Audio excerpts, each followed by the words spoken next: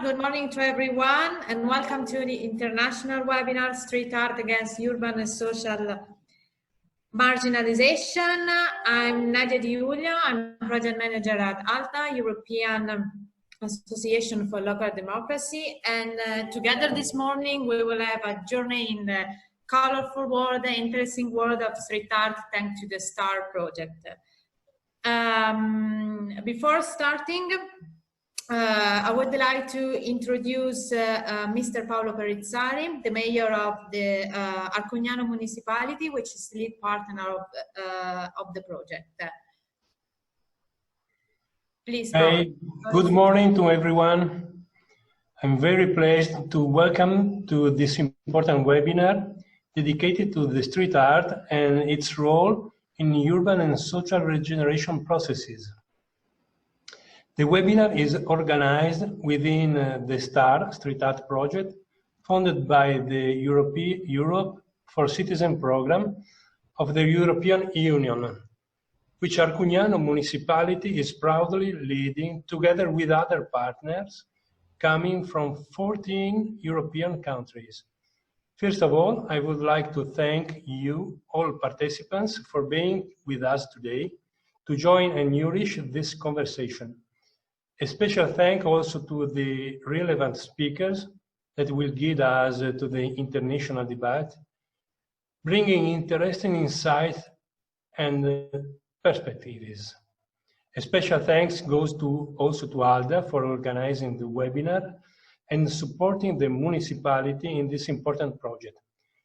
We are slowly recovering from a really difficult period. As we know, many events around have been cancelled or postponed due to the COVID-19 pandemic. Among them, the international seminar we were supposed to hold in Arcugnano last April. Despite the difficulties and of the current circumstances, we felt the responsibility of keep on going. And we eventually decided to organize an international webinar to start raising awareness on the impact of street art for urban regeneration and the promotion of social inclusion. This webinar wants to be an opportunity to stress the impact of street art for promoting social inclusion, as well as to be an open space for discussion and reflection. And you are all invited to share consideration and opinion with all of us. I wish you all a fruitful and colorful meeting, but after that, I really would to tell you that I really want to know you here in Arcugnano and to see our work live, to see the murales in front of them, because to see them in picture is not the same thing. And I want to tell you that we are friends in art and culture, and we are waiting for you here in Arcugnano. And I really would like to tell you that we are proud to organize with you this project, because when we work with art, with culture, with beauty, with fantasy, we work for a better future. And we have to be proud to work on this project. Okay, I'll wait for all of you here in Italy, here in Arcugnano, and have a good day. Bye-bye. Thank you, Paolo, for your word and this work. Welcome. So we can officially start and open this webinar. Before starting, I would like to share with you some information about the STAR project in order to all of you to understand the framework we'll be moving in the next hour and explain you the main concept and aspect of the project in order to understand where this webinar comes from and which is our background. ALDA is one of the partners of the project responsible for communication and supporting municipality of Arcugnano in implementation of the project and organization of this webinar. ALDA, as I said, is an European association and since 20 years have been working in the promotion of good governance and civic participation at the local level in Europe and in its neighborhood. So I just share my screen to let you see the project.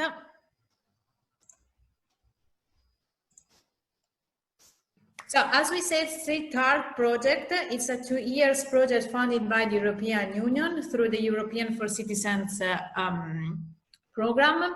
It will last 2 years. It started in November 2019 and it will end in October 2021. It involves several organizations, public and private organizations, coming from 14 European countries. So we are involving a large part of Europe. And specifically, this project caters 11 local authorities, 2 civil society organizations, 1 museum, and 1 public cultural agency. Basically, the project stemmed from the need to decrease social marginalization and stigmatization of minority groups and vulnerable groups, especially those living in degraded and oppressed areas, promote social inclusion and stimulate the multicultural engagement of this group. And we decided to do it through regenerating the areas, the degraded areas where those people live, using street art. Why we decided to use this street art? Because we strongly believe on the power of street art in involving people. Basically, street art is a social form of expression coming from below that easily allows to create opportunity for civic engagement, connecting people coming from different backgrounds, and also it's allowed to create an emotional connection between people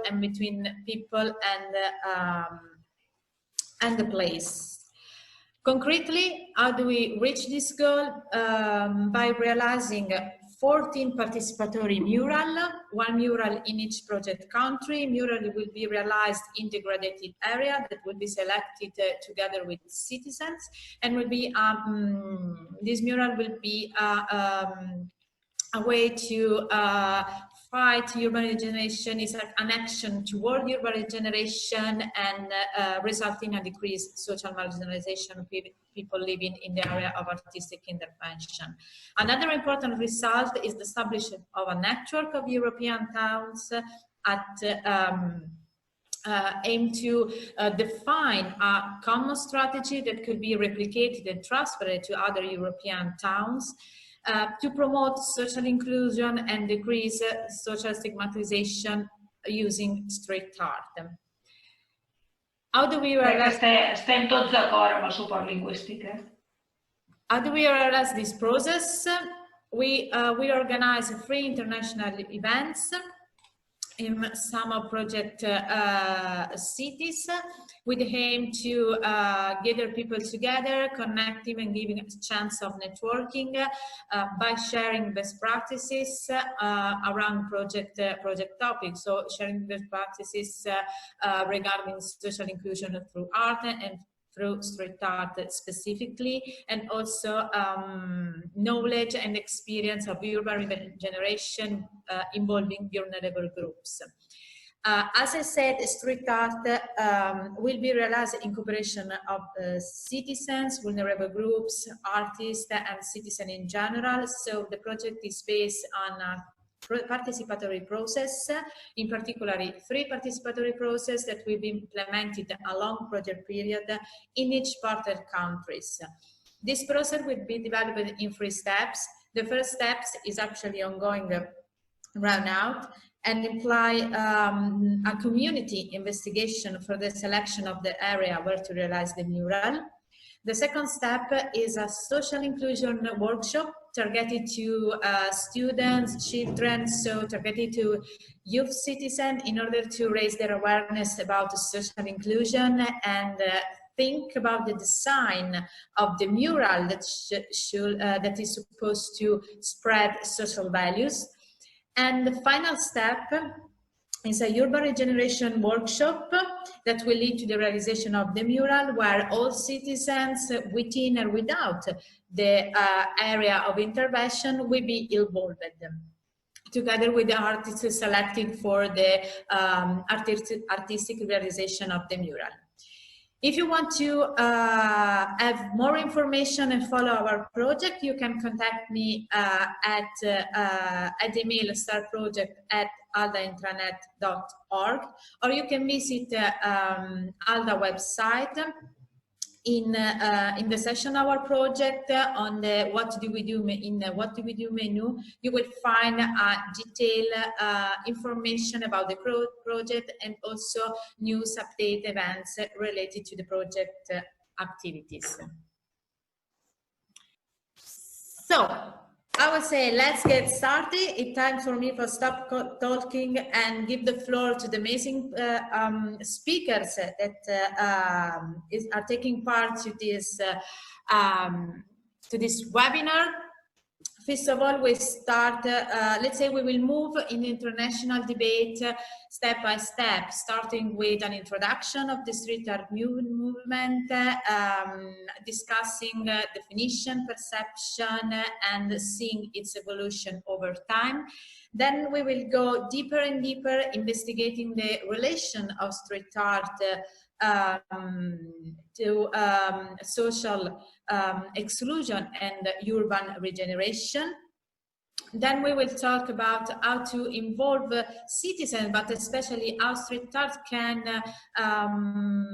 allow for multicultural engagement and offer the opportunity for city self-expression and also for people self-expression living in that city. Finally, we will bring you in Europe through a colorful journey. You will have the chance to meet the amazing partnership of the street art project that will bring you in each project country through telling you their street art initiative and project implemented at a local level. So let's start with the first speech. I'm really happy to give the floor to Anna Stoliarova, founder and curator of the Street Art Museum of Amsterdam, as well as a visionary and multifaceted personality. She will talk us about the street art movement and its evolution. Please, Anna, the floor is yours. Hi, everybody. Welcome to Amsterdam. I'm a founder of Street Art Museum Amsterdam. And when people arrive to our headquarters, they normally expect an abandoned factory or a brick lane. We are neither. So I want to show you a little movie to give you an impression of who we are and how we.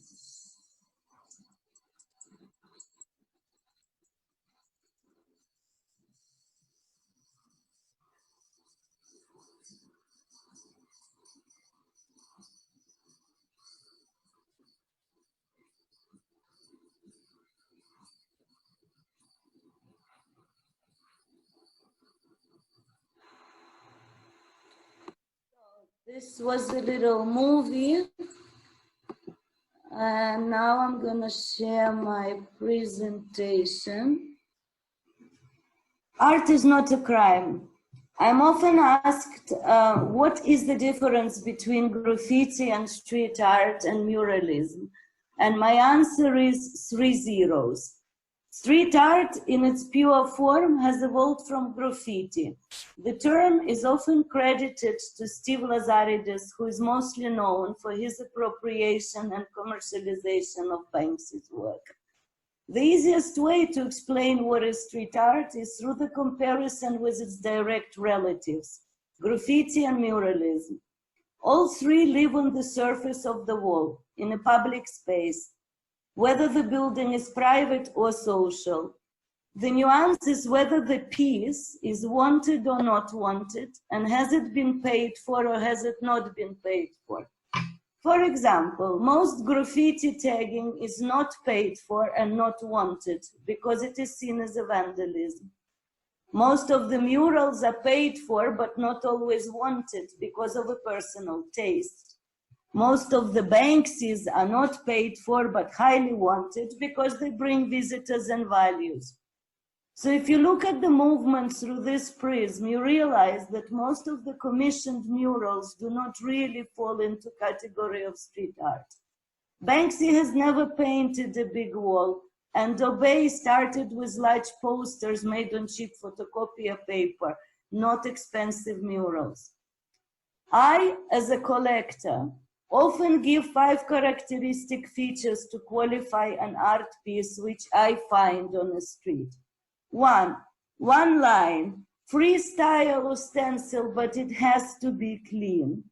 2, do it yourself. It's a work of one person. It has a certain distinctive style, and I can recognize it again and again. In fact, now I'm looking for it everywhere I go. 3, location. Once you see it, you cannot unsee it. The element of pleasant surprise leaves a remarkable mark in your brain. 4, economy of production. It's a smart piece. You can see that very little materials has been used to create the maximum effect. After all, nobody pays for this to happen. 5, speed. It has to have been done quickly before somebody called the police. Academically, there are many books about this growing in popularity form of art, but majority are coffee table photo books with an occasional interesting read by the artist or produced related to an artist. However, there is very little scientific literature on the subject. The first book on legal issues in the street art genre was published only this year, and academia still cannot agree on the final definition of street art. But we all know that it's viral like Banksy. Who is the greatest artist of our time? Jeff Koons? Marina Abramovic? No, Banksy, exclaims the young Pope in a popular TV series. Today, everybody uses Banksy keyword. I call it a new quinoa. The anonymous character became the representation for cheeky freedom, smart critical messaging, and viral effect. When I worked in advertising as a digital producer, street art came up a few times as a tool to get viral effect. Street art is perfect for marketing, partially because it started as a movement of taking back public space from big brands, and partially because it's vulnerable to appropriation. It's free, left on the street, available to everyone with a camera or a hammer. Easy to appropriate and stick your logo on it. Easy to recreate. The artist is, after all, unknown or has no possibility to trace the appropriation. Do you need to decorate something at a low cost or no cost? Do you need ugly walls turned into a tourist attraction? Do you need to promote a political party before the elections? Or do you need to please your boss who just came back from a family vacation and went on a street art tour in Berlin or Bogota, Colombia? Amsterdam has always been known for its populist marketing, from Iranian Banksies to Banksy Museum to the biggest street art museum in the world, to street art curatorials saving the fake Banksies. However, if you ask the authentic originators of this movement, the artists, as we did, the answer is simple: my work belongs to people, and it is not for appropriation. That is why Sama has consciously become a voice of the artist in its collection and stayed away from any commercial activities, including merchandise and aggressively paid advertising. Ethics, loyalty, and integrity had become the key drivers of our non-profit foundation. Why? Because we stand for the worthless. I don't want you to use spray paint in my neighborhood. We are a good neighborhood. We do not want to be like southeast part of town, full of graffiti and hip hop, said the Moroccan teenager Mohammed when Pez was painting this artwork called Happiness for summer collection. We found it very interesting comparison because both areas, New West of Amsterdam and Southeast, are considered to be problematic neighborhoods. But it was an altruistic guy with a spray can that provoked a dialogue on why. Street art coming from an outsider space of marginalized communities in lesser known parts of town broke a definition of what could be a place to enjoy art, streets and pissing corners, and redefined what can be an art object, throwing the ephemeral into a mix. When street art unapologetically marched out onto the streets of major cities around 2012, after Banksy's Cannes 2008 festival in London, and his famous film Exit Through the Gift Shop in 2010, it challenged a few definitions stagnating the contemporaries. Value of conceptual art, white cube galleries, and expensive museums, dominant advertising. Street art was a showstopper for my generation.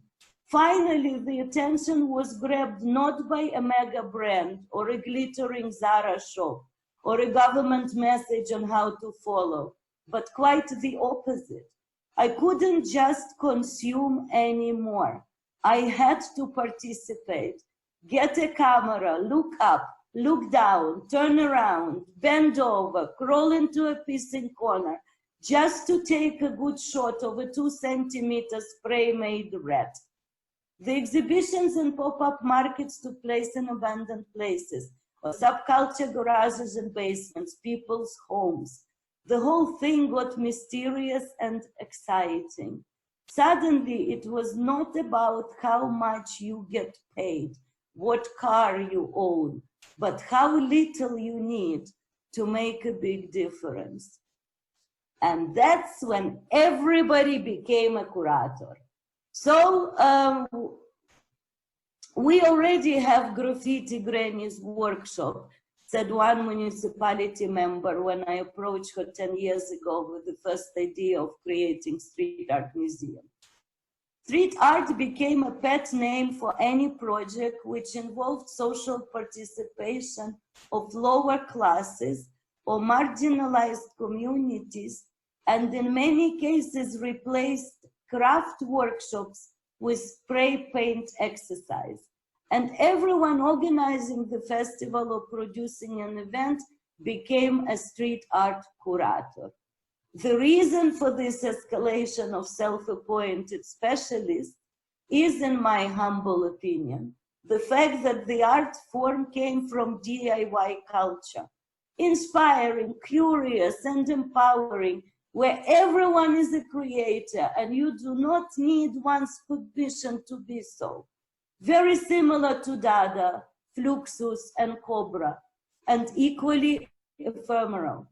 Ultimately, street art made graffiti sounded better, easier to explain to people and administrative forces of any municipality, smoother to sell it to brands for acquiring the urban look or achieving corporate social responsibilities KPIs.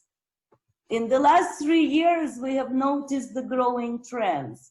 Municipality members and projects responsible visit Sama for advice on creating a safari park, just like ours, but in their own city. And in some cases, neighboring neighborhoods or in Amsterdam come for advice. Brands reach out more and more with requests to make impact on community or tailor-made team building workshop. Art and culture budgets being released towards street art initiatives. It's not a smelly neighbor anymore. Urban art fairs springing in each city connected to some gentrification plan with specific communities. Street art, urban art, graffiti museums aiming at historical side of the movement as it becomes legitimized. And research contribution requests from bachelor, master's, and PhD students, as well as direct requests for SAMA to write papers, lectures, and advice. European sponsorships for programs such as STAR. In the last year alone, we were approached at least 6 times to become partner in some or other EU-related project to street art. However, police, for example, still do not differentiate graffiti from street art. It is illegal. It is punishable if done without permission, no matter how beautiful, resourceful, or community-giving it is. Hence, the emerging science in order to respect the first. These days, there are foundations like SAMA, which take on the role of Heritage Action Unit, tasking ourselves with responsibility for giving credits and respect to the original pure form of this powerful art genre, a contemporary communication tool, and most importantly, grassroots participatory empowering movement, a cultural revolution, one might say. At SAMA, we are busy with getting registered as a formal museum. And as my team of researchers found out, the Netherlands might not be the best country to do so because the laws are object-driven and street art is ephemeral. It's not an object. In order to marry the stakeholders, the benefits, and the collection, we found a way around. As it happens, on the brink of every century, technology changes everything. What was still a dream in 2016 has completely become a reality in 2020. This year, we were commissioned by prestigious heritage and culture participation organization, Imagine IC, to help them to document, archive, and record a memory capsule in virtual reality. My dream of 5 years has become true. Ability to low-costly record and produce the monumental architectural structure in 3D before it gets demolished. The participatory process which was used made me think of the next generation way of preserving works in public space. This is exactly how I would like to make my milkmaid to be remembered. Hence, Museum 2.0 and all the work that comes around it over the next 1.5 years. Ideal scenario? Well, when the aliens land on Earth, long after everyone and everything is gone, they will find a steampunk-looking rusty old tin. Inside the tin is a Samsung 5 Plus Galaxy tablet and an HDD. And this means that even if the cloud blows up, the aliens can still see the record in 3D or what we did that summer and hear the story of us. Thank you very much. Thank you, Anna. So let's move on with the second speech with Mattia Campodall'Orto. She is an urban artist, worked with public institutions, NGOs for cultural projects. He runs workshops with children, disabled people, and refugees. And also is, correct me if I'm wrong, Mattia, you are a researcher on contemporary subculture, graffiti, and street art in Trieste University. Please, Mattia, the floor is yours. Hello, everybody. Let me start with a short video.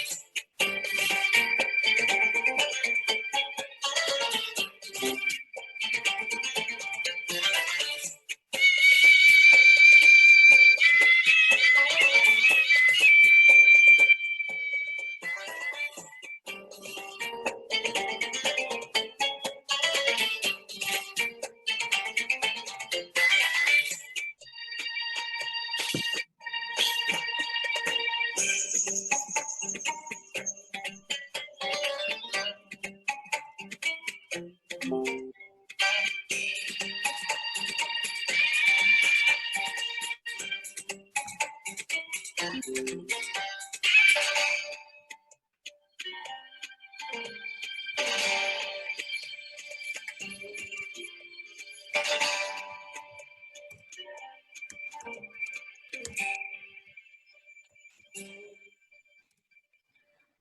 you for watching. So this was a short video resuming briefly part of an activity that I've done in northern Iraq when I came back to Kurdistan for a second time.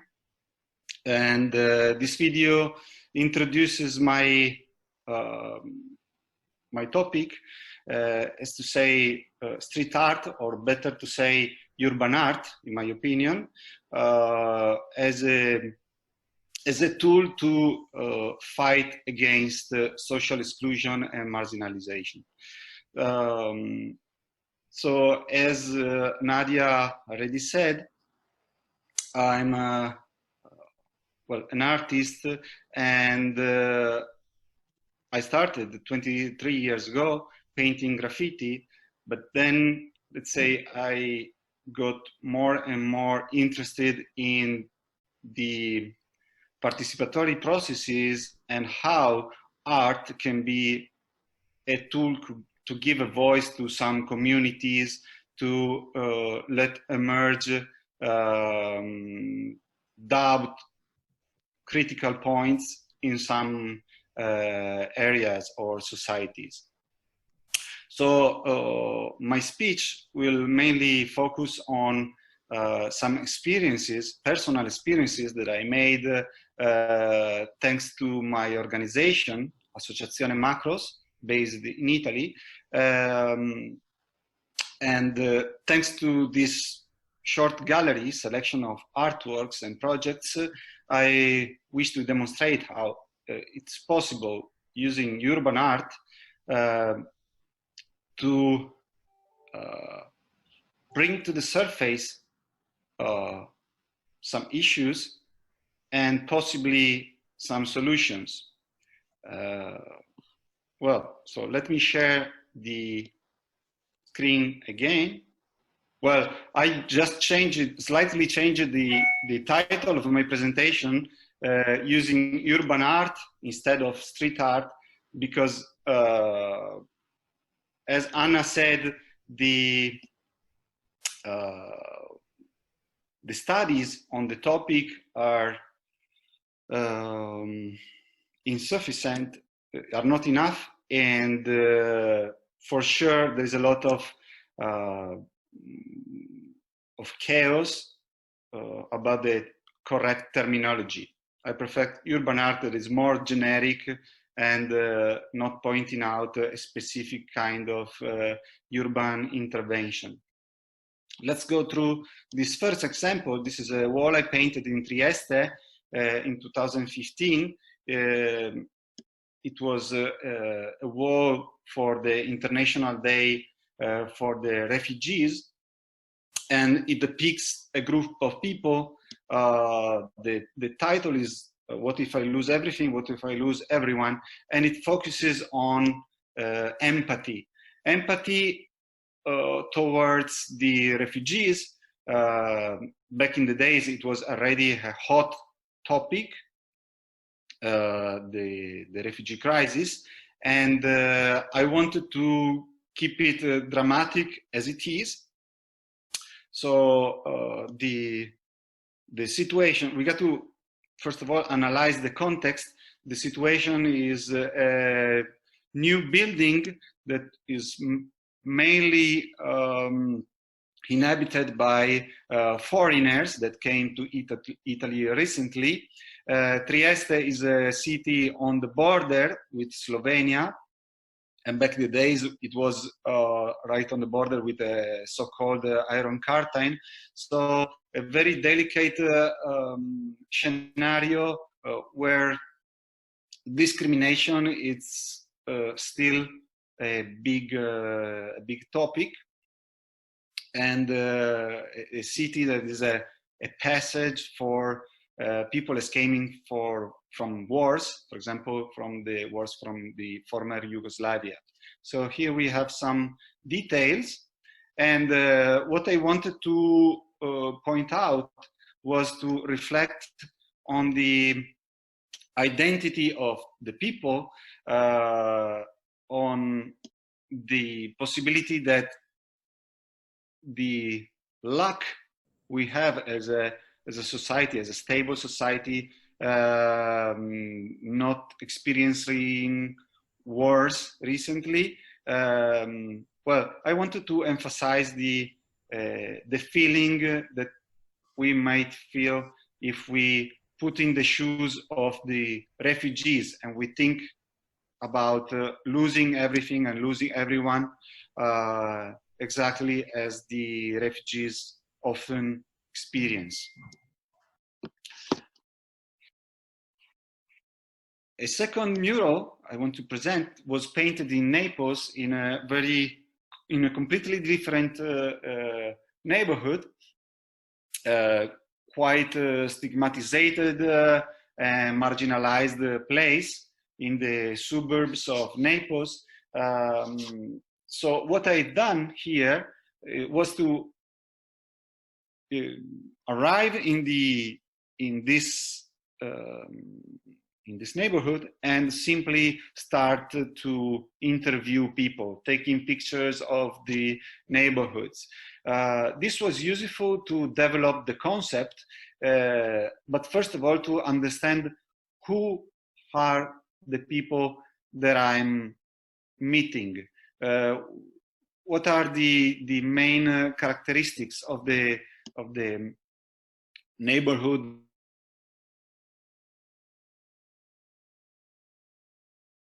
I'm sorry. Okay. The mobile was ringing.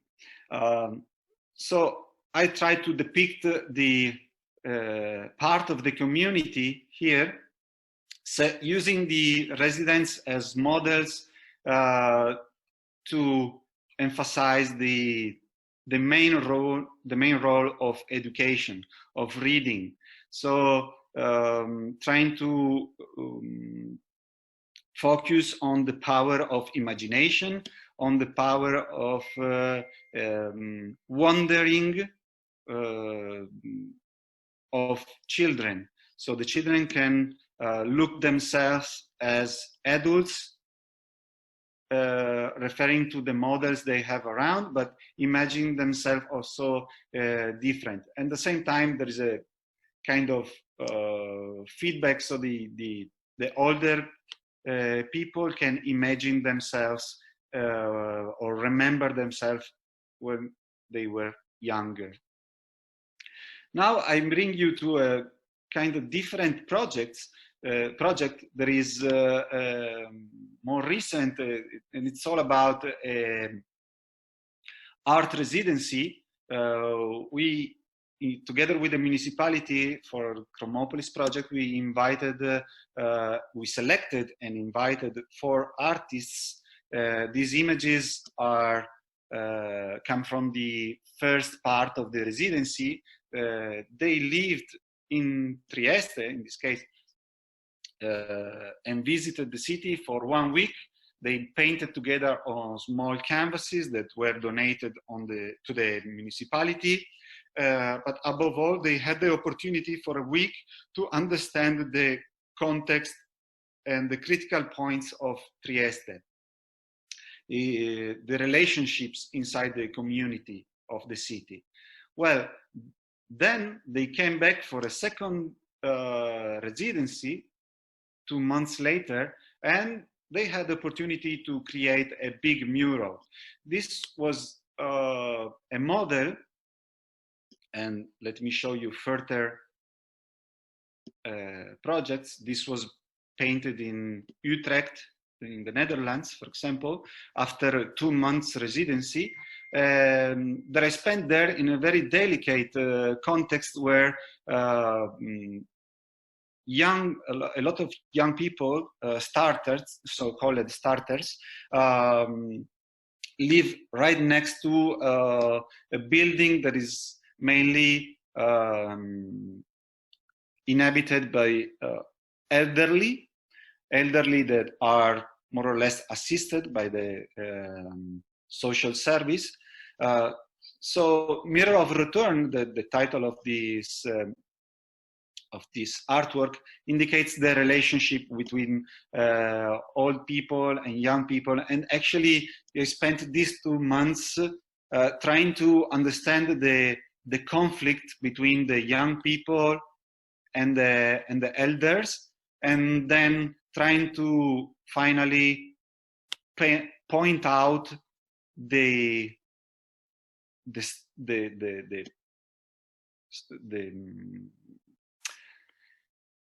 trait d'union, the fil rouge that links young people and elderly. Let's go to another situation that is in Greece, where this neighborhood was mainly created for to host refugees coming from Turkey. And here I had the chance to spend a week in Volos and finally paint this mural that reflects many elements that I found out in that local community. So I really had the chance through this artwork to let the people, the residents, mirror themselves in some tradition that they preserve. So identity is fundamental to reduce marginalization and let people, especially young people, be proud of what they are and the place they live, in order to let them change what they don't like. Here is, for example, a small workshop to let young people, students in this case, participate to the creation of a big mural. This is again northern Iraq, a wall that I painted again, trying to evaluate the identity of Kurdish in the north of Iraq.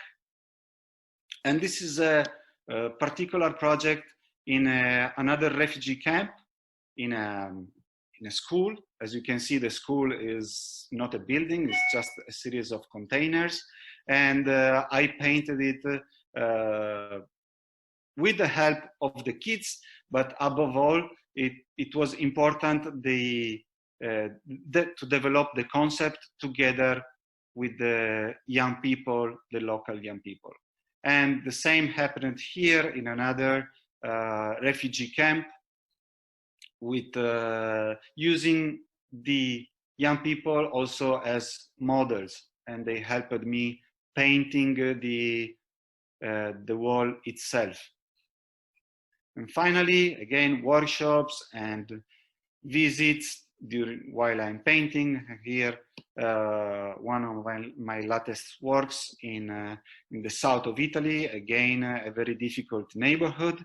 So we were wondering here the meaning of being a young person in a disadvantaged, a socially excluded neighborhood.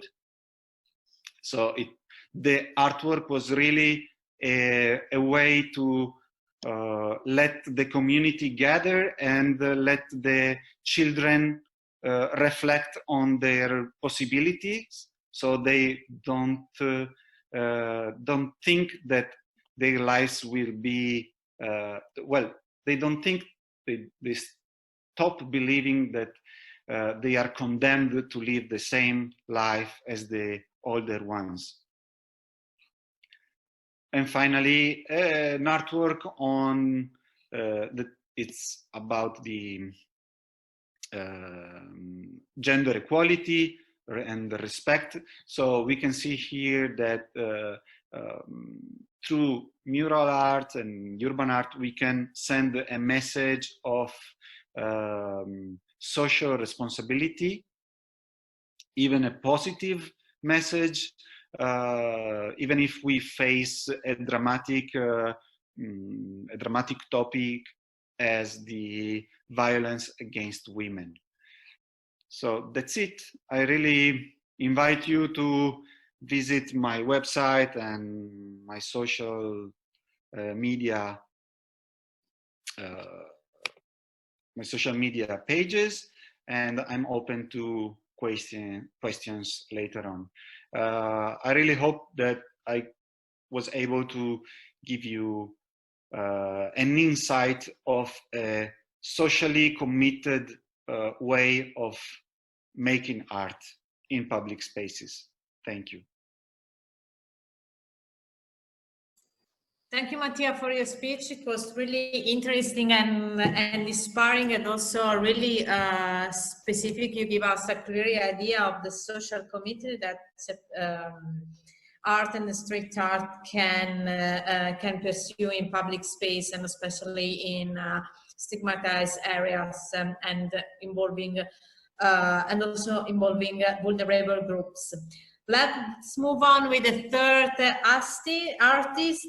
His name is 2501. He's a really polyhedric and visionary Italian artist. I can say known worldwide. He basically traveled the world with his social committed artworks, mainly murals, but not only. He also involved himself, challenging himself in sculpture, photography, and even documentary. The last documentary project is called A Nomadic Experience that he will present to us while talking about urban regeneration and street art. Please, 2501, the floor is yours. Hello, everybody. Nice to meet you. So I'm here today to try to introduce my experience in the last 10 years in painting around the world, in festival and in social project. And so I will start sharing my screen and speaking a little bit about what I was seeing and how the project around the world are differently built to try to use new muralism as a form of as a key to try to regenerate areas and to try to make a communion with the community and be positive in a certain way. So the things during the last 10 years had drastically changed because, of course, at the beginning, the beginning festivals and projects were totally made from young people or young organization, and while this phenomenon of the new muralism have grown around the world, we have seen so many people start to curating and organizing festival, and of course the level of commitment is not always the same, and also the clear vision of how to enter a community and how to work with a community in a real positive way and constructive way is not always the same. So, for example, here is one of the first festival I've been invited in Italy in 2010, and that's Infart Festival. That's made by the city of Bassano del Grappa with the help of a community of young people that was trying to, let's say, bring inside the city a new kind of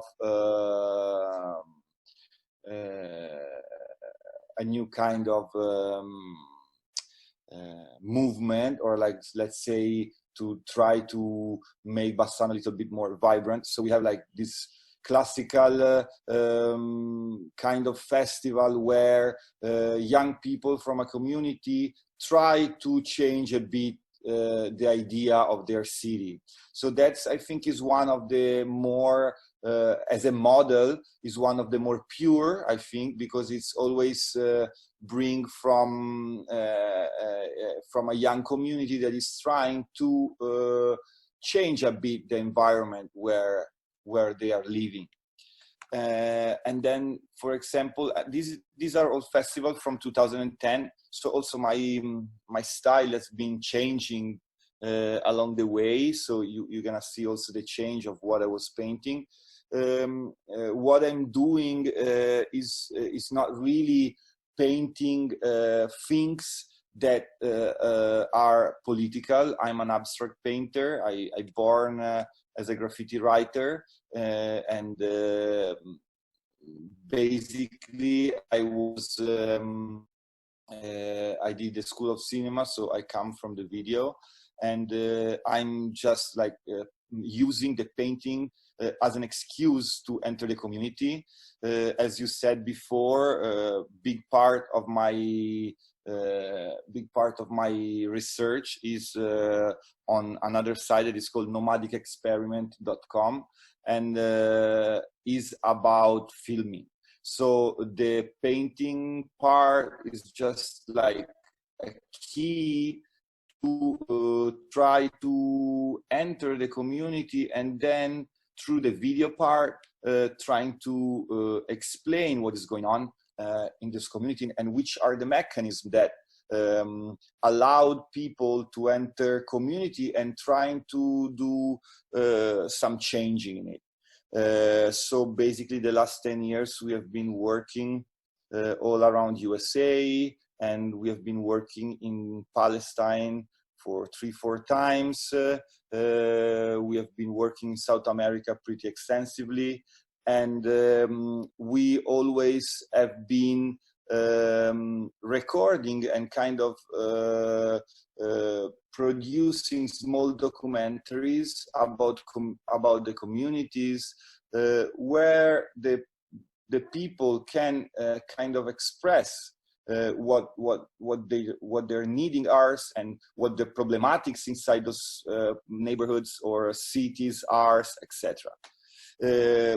So then I will show some videos about it. That was just to clarify how I use the tool of painting to then try to tell the stories behind the community. Another really interesting and old project I was doing is this project with a completely different style from 2010 in Gdańsk in Poland. That's a neighborhood that is really near to the Solidarność shipyard. So like, let's say a place that have a really, have a really big meaning for the people of Poland, for the born of the Solidarność movement. And this is, let's say, totally another type of festival. It's like a festival where the city is involved directly, so where it's not anymore young people that are trying to change, or they are trying to do something directly from dal basso, as we said in Italian, so let's say from the bottom. But this is a festival where the city is directly involved, and so where the mechanisms are kind of different, and sometimes you have to discuss what you're painting, or where the beautification of a neighborhood enter the equation. So it's a little bit more difficult to be sure 100% that what you are doing and what you are painting is it's really entering the community in the right way. I have to say that in that specific project, the organizers were really involved in the communities from long time. So basically from 8-9 years. So that was let's say, a kind of guarantee of the possibility of having a real dialogue with the people and trying to understand what they want also to see, because we don't have to forget that a monumental mural like this one will influence the view of the people every day for a long time. I'm not really a person that thinks that a big mural like this should be there forever. I'm not a big fan of the restoration of mural. I think that muralism, specifically new muralism, or how it's called worldwide, street art, or whatever you want to call it, is not an art that is meant to be there forever, but is an art that speaks about time, and is an art that is meant to disappear. Because let's not forget that most powerful part of this kind of project is not really the aesthetical output that comes from a painting, but is more like the idea of being able to change your neighborhood, the idea of movement, the inspiration that can give to the community, more than the final output at the end of the day.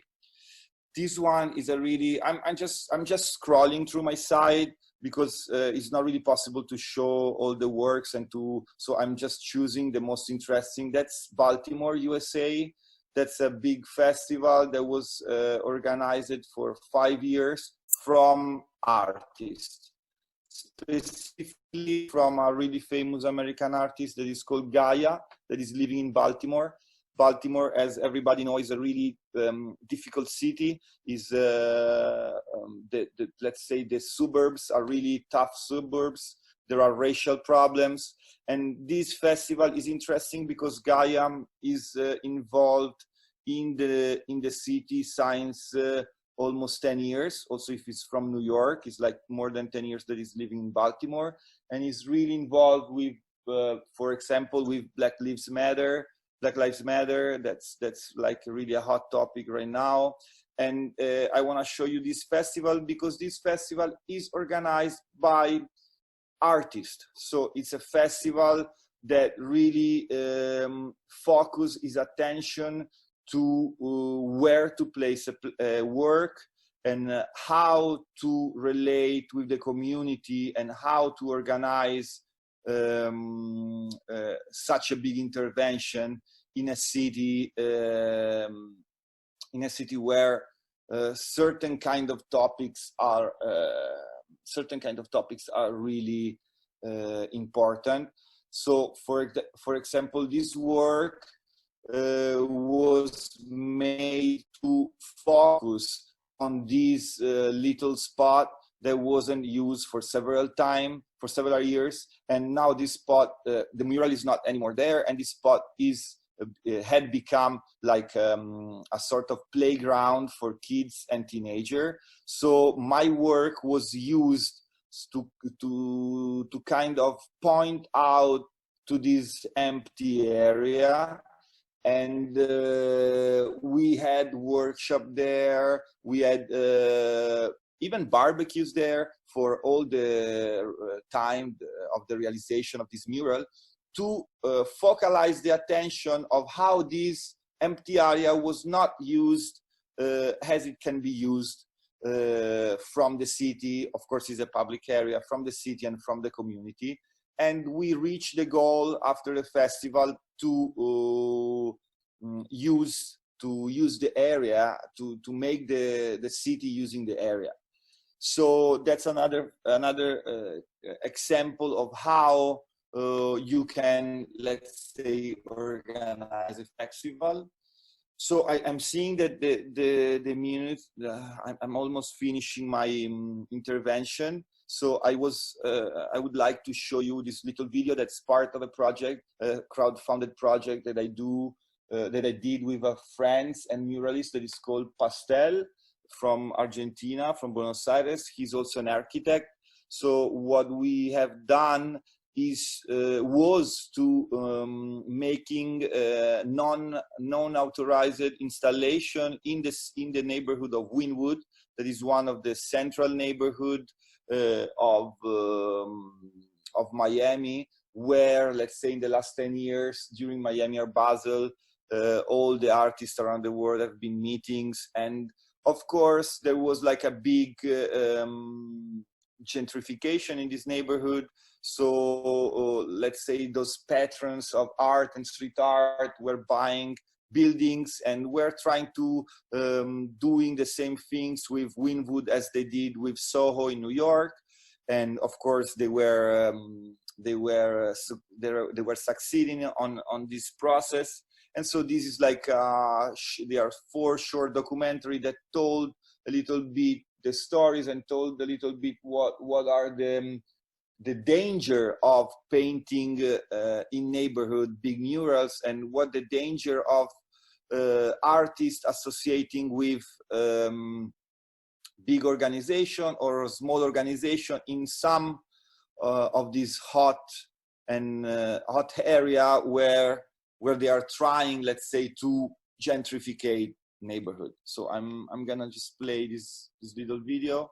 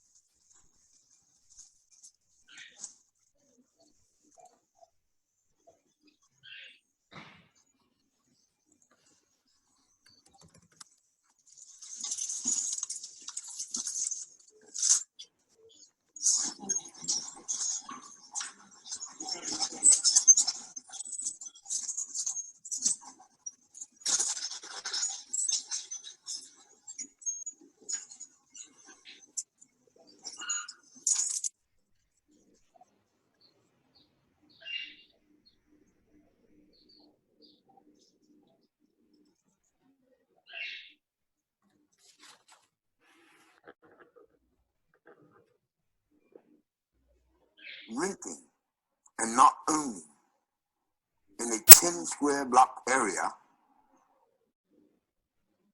from North Miami Avenue to Northwest 2nd Avenue, from 20th Street Northwest to 29th Street Northwest. You're absolutely fucked.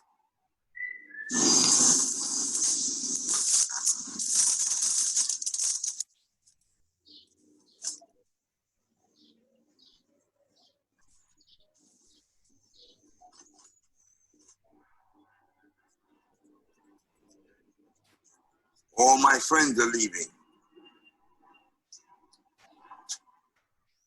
The new ones that are coming, I can't afford them.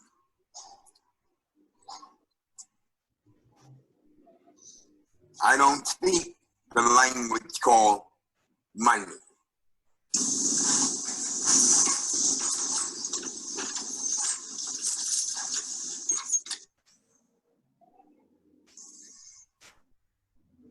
Who really cares? Come on, man.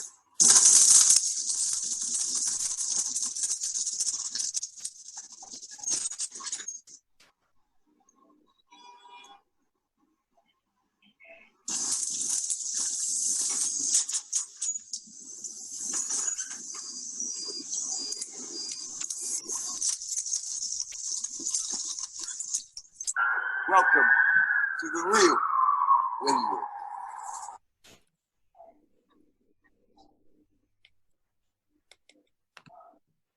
So I think my time is over.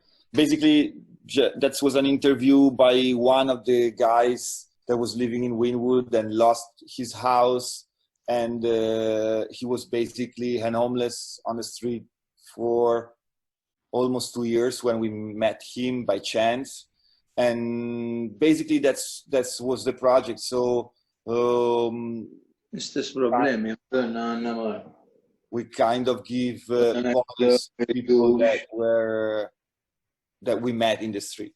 I'm really I really thank you for the time that you gave me to show some of my project. I invite you to look my site that is called nomadicexperiment.com, and thanks a lot.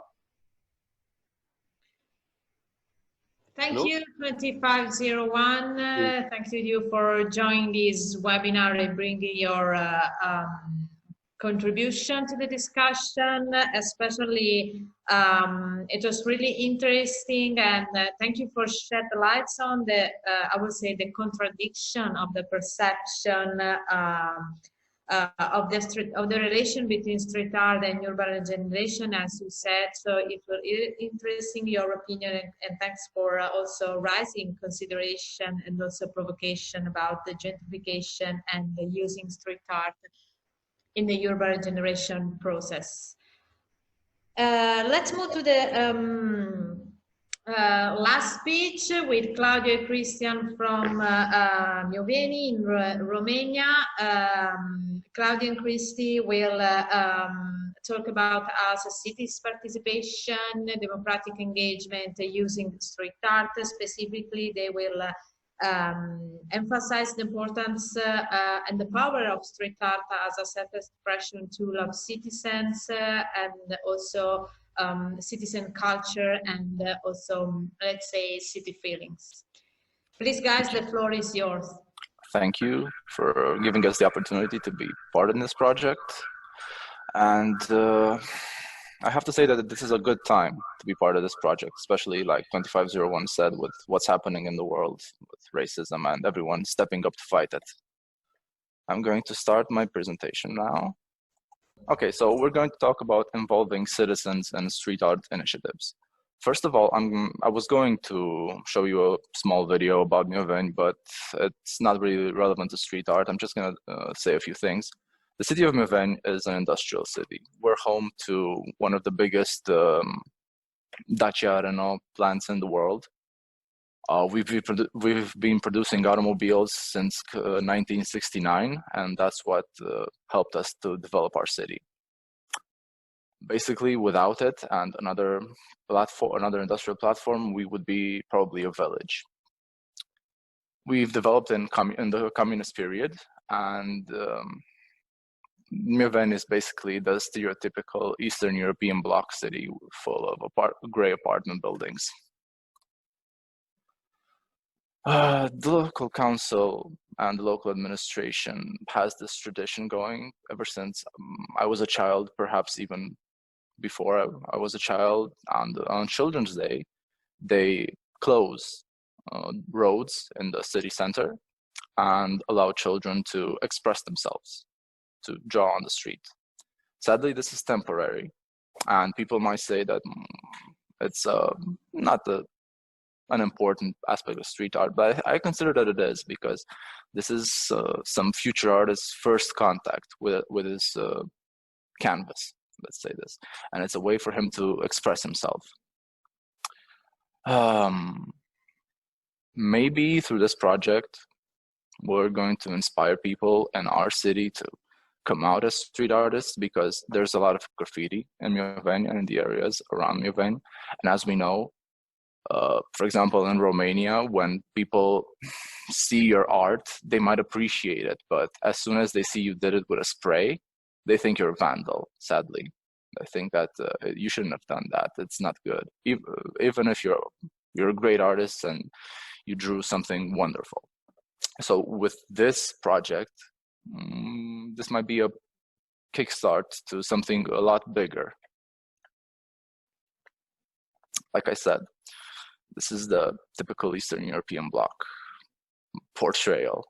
Gray areas, not a lot of vegetation, gray giant buildings, no colors, and adding to this, working 9 to 5 in a industrial plant, which is also very monotonous, very boring. I think that it could lead to a lot of mental issues, maybe even depression. So trying to help out the local community with providing some interesting areas in the city would be great for them. Happily, as you can see in the next slide, our city has taken steps to look better than the typical Eastern European bloc. Unlike most cities, most medium to large cities in Romania, we have a bit of green, but as you can see, this is the what you can see here is the city center, and what you can see in the background, which is almost as big as Mioveni's largest neighborhood, is the Dacia industrial platform. So yeah, around 30,000 people work there from all around the county, from all around Argeș County, and Renault is actually interested in this, as you'll see later on.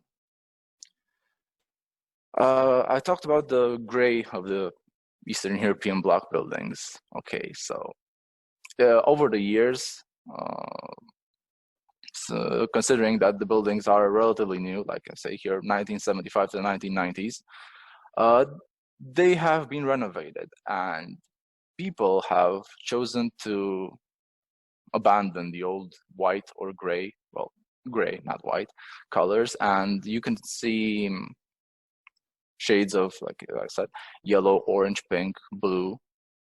Then this is a plus because we're an industrial city, like I said, we're not a touristic city. For example, Brașov or Sibiu, which are two major touristic cities in Romania, have very strict rules about how you can decorate your house, your building's facade, and things like that. There's nothing like that here. If we want to make street art project, and if the people living in that building will allow us and want it, it should be very okay to do. And judging by this tentative to bring a bit more color in their life by ditching the old gray, I think that most of the people will be open to this. And my colleague, Christy, has a pretty good question to our population, to the city's population, and I think we can all guess the answer to it anyway. So I'll let Christy carry on. I'm very involved in my city, and I went past every people and I asked them, like doing some polls, asking them if they would like to see street art bigger than what it is in this moment. And for example, we showed them this picture. This is not from Mioveni. We just found it on internet, but we wanted to see the reaction of people, like just asking them, like, how would you feel if you could wake up in the morning and beside your window is this? They were very excited about it, like 70% of them. And what are we trying to do? It's from this project, from the START project, to materialize this kind of murals, because as we say in the presentation, the answer is simple, and some are already given it more indirect way, as a group of artists have already been hired to work on several buildings such as schools, kindergartens, or even Dacia Renault car manufacturing plant, which you can see in the next slide. This, like in the right corner, this is a building, this is the canteen of Dacia manufacturing. A group of artists was hired up to paint that building in their way. And this is a great example of Dacia Renault that is involved in the street art and encourages this kind of art. And in the left side and in the right corner up, this is a primary school and also a high school where I used to teach art. I was a teacher in that. I was a teacher in that building, and together with a few students, we proposed to the director of the school. By their idea, they wanted something to be painted on the school because the wall, they considered it boring and they wanted much more color. We proposed it to the director. He agreed, and together, me with the students, a few of them, we started to paint it, and I think something great happened. Moving on to the next slide. So, Dasha Renault, potential partner in street art. In the last slide, you saw their involvement. But now, considering how important Dasha is to the community, as its main economic actor and judging by its current take on art, due to the presence of street art inside the plant and other events organized, it will be incredibly good for Miovane if we could manage in the future to get them to help out with projects piloted by the STAR project, because Miovane has a lot of potential and a lot of empty spaces to paint. And for example, we have organized where people could graffiti and express themselves using one of Miovane's most important symbols, a Dasha 1300. So it was like a performance where people could come and get involved in it. Like this was for the citizens. They just could come and do whatever they wanted on the car, like make it beautier, paint it as you feel, as you can express yourself. And it was a success. And by the next slide, I want to give another example of people wanting street art in Miovane. We have this commissioned piece of work where people wanted a bit more color in their life. And the team led by myself was happy to carry it out. We still have projects we're working on in the city and in Romania, but I remember a few days ago, a man just came to me, just gave me a call and explained me that he's sick of the gray he has in his garden, and if me and my team could help him with it. And of course we did it, as you can see in this slide. Right now we have from a past project. This is a fast forward clip of our way we work in the spray.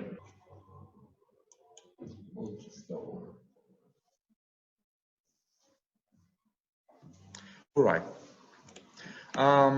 This is another example of street art in Miovane. In left corner is a piece from the previous video we couldn't play, but that's a piece from the wall.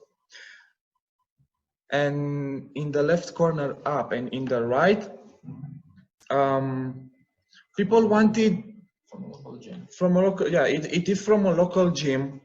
The owner wanted some Marvel characters or muscle characters inside his gym to motivate the people who come there to give them some workout, to train themselves. And Moving on to the next slide. This is from the gym. More projects on the way.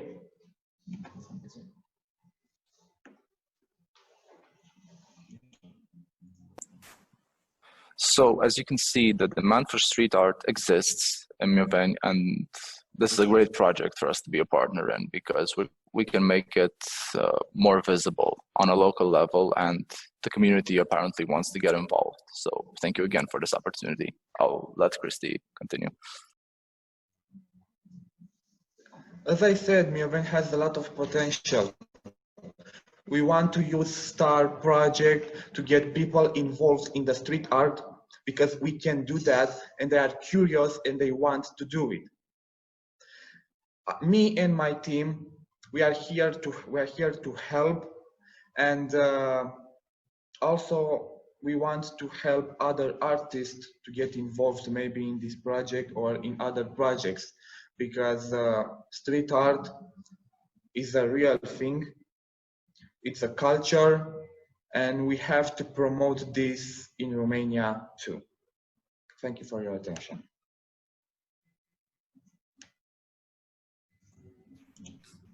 Thank you, Christy and Claudio, for your speech, and also for being partner of this project and bringing passion and energy into the project and also into this international debate. I just would like to open a quick wrap-up session and share with you some questions published on Neuron. Specifically, we have one question for Anna and another one for 2501. I will start with you, Anna.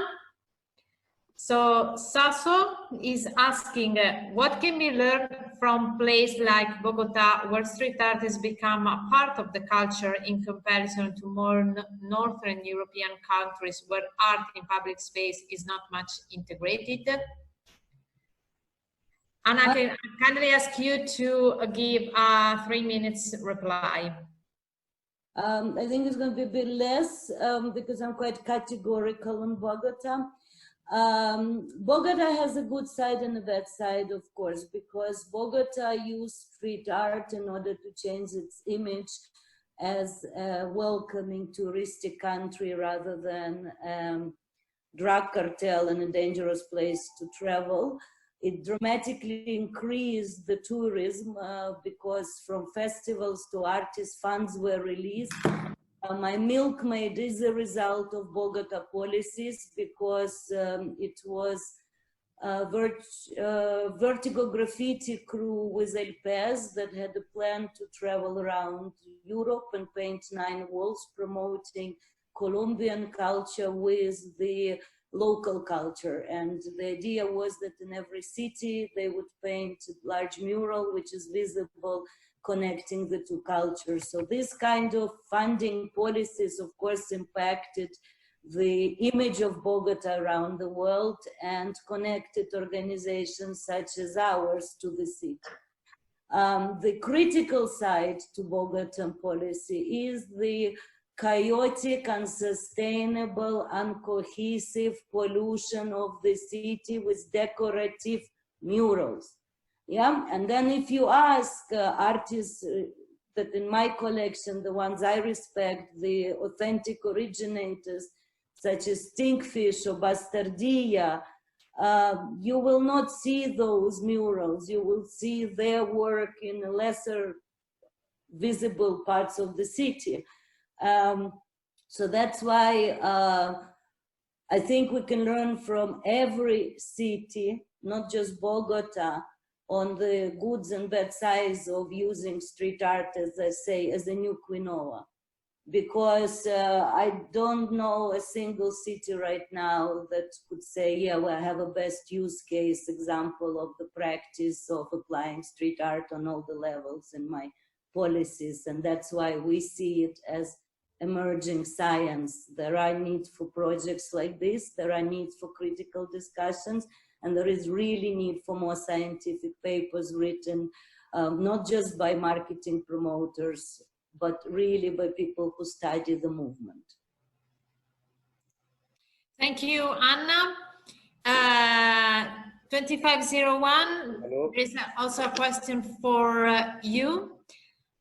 The question is by Campus Project Manager. He's asking, what do you think about conserving, restoring murals or urban artworks to make them live together if these works are important for the community and its people? So Please, 3 minutes for reply. Yes. So as I told before, I'm not really into restoration, and that's super simple why I'm not in this practice, because I think that the kind of muralism that we are doing right now is not the Rivera muralism, or like a muralism that take like long time to do it. So the artists are flying to city to paint like murals that, as I said, they have their power in the moment of the execution as an inspirational way of communicate to people that they are the real owner of the public space. They are the real owner of their neighborhood. They are the people that can promote changes in their neighborhood, in their cities. So this is what new muralism give: empowerment, more than real aesthetic output. What I've seen around the world, like that's my personal opinion, of course, but the 95% of street art that I'm seeing around the world is total irrelevant in a painting way. I mean, we are seeing things that have been already made from other muralists in the beginning of the 900. So this movement is not relevant for his aesthetic way, of his aesthetic approach, or at least is not relevant in the 95% of the cases. This movement is relevant because of the empowerment that can give to people. The way of thinking of yourself as a person that can do changes in neighborhoods, in cities, in your own life. Then, just to finish to respond to this question, if for the community, the mural become a sort of archetype of something, if the community is really involved in the conservation of a mural, so that's maybe the only moment where I think could be interesting and important to preserve this artifact. But this is something that have to come from the community and not from the city, because sometimes, as we see, for example, in Bologna, where a piece of blue was detached from a wall and conserved in a museum where you have to pay to see the mural, so it's not even free for the city, and the artist that is still alive was not agreeing with the conservation of the mural. So that's a toxic behavior, because it's not a behavior that is starting from the community, but it's a behavior that is starting from the city that want to make money on top of something. So yes, I'm against it, but as I said, if the community want and is really involved in the process of conservation, I think that that's the only moment where it's unspeakable. I don't know if it's the right English word, like if it's good to restore and to preserve a mural. In my opinion, of course. Thank you for your rebel attitude and perspection. The last question is... Sorry, I think it's just like a way of seeing after 10 years of working around the world on this topic. Just to clarify, I don't think it's really rebel. It's like just, I think many people have the same ideas on that kind of topic, even if they are not, even maybe if they are not on my same age and not from my same background, for example. Just to clarify, sorry. We completely agree with you, Jacobo. Completely agree with you. Yeah, and also I will add that also being rebel, it's not always wrong, and even sometimes we need to be like this in order, you know, to smooth consciousness and perception, and also get people. You know why I just, sorry, just to clarify, you know why I don't use, I don't, because sometimes the street art movement is like, if you want to call it street art movement, and if it's a movement for real, it's little bit touch of this juvenilistic, you know, as every street artist have some hip hop guys with his hat like this and the spray, but that's not really the case, not just in my case, but this movement is full of artists that are working with museum that have like a study at university for years, or people that come from the street and never studies, but they are artists that have a real knowledge of what is happening around the world. So that's the only way. That's why sometimes I try to specificate that, yes, there could be a rebel attitude, as you said, but we don't have to forget that this movement is made of people that have a profound knowledge, and that they are professionists and professional, and that have been working on this field for more than 15 years. So yes, we can speak about rebel, but we have to speak also about professional people, professional artists that knows what they are talking about, not just people that can provide a nice image. And sorry, I'm really sorry if I'm taking more time than I'm allowed to do it. Thank you, really, thank you. We can keep the discussion at the end of the webinar, and I would like to remind you that this webinar is thought as open space for stimulating discussion, getting new perspective, provoking new perspectives. So please feel free to share your consideration and your opinion. And just a last question to Claudio and Christy.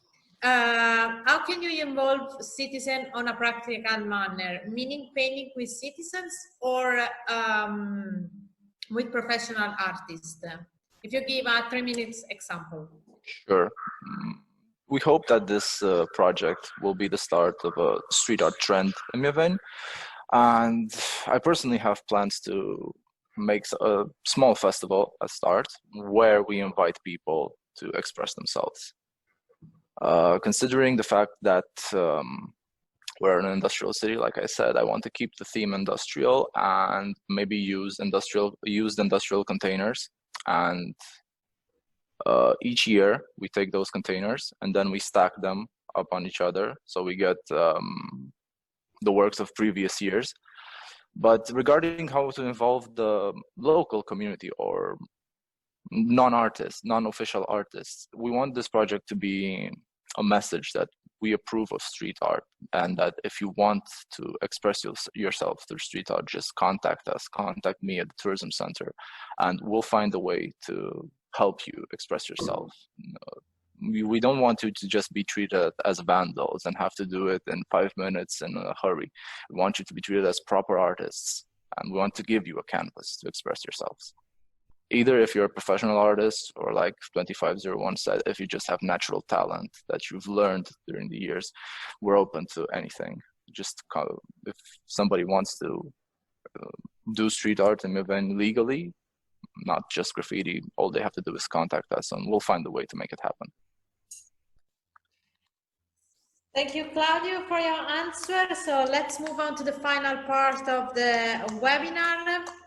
We are ready to travel in Europe with this colorful street art initiative and projects of this amazing partnership. Let's start with Arcugnano.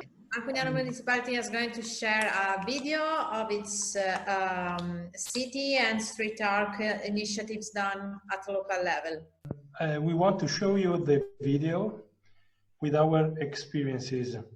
The only things that I want to tell you is that we wanted to transform a very ugly side of our city in beauty, in art, in colors, in fantasy, and But we thought that it was not good if we did it alone as a municipality.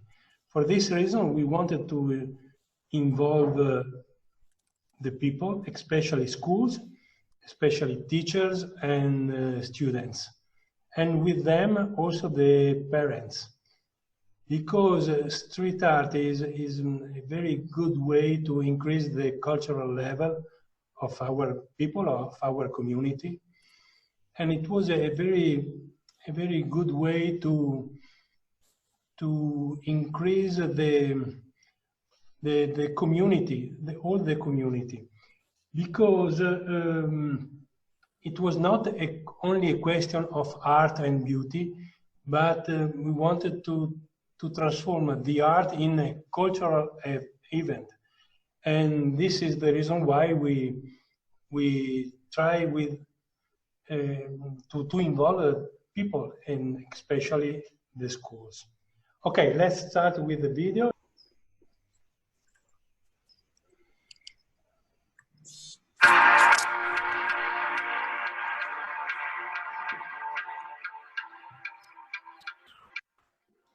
Tolto l'audio.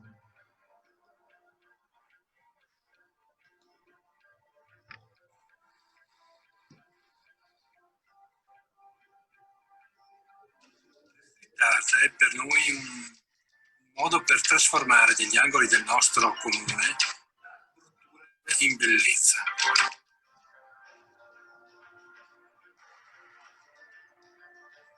Il street art è nato nel 2014 ad oggi e seguirà anche nei prossimi anni, visto l'entusiasmo che ha suscitato.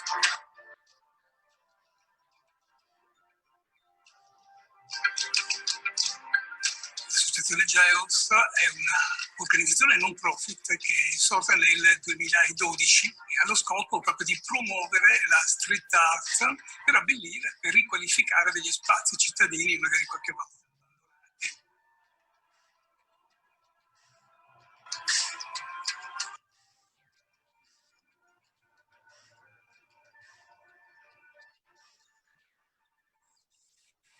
Abbiamo portato ad Arcugnano, in una provincia di una provincia, il meglio che si poteva avere a livello di artisti, a livello almeno europeo.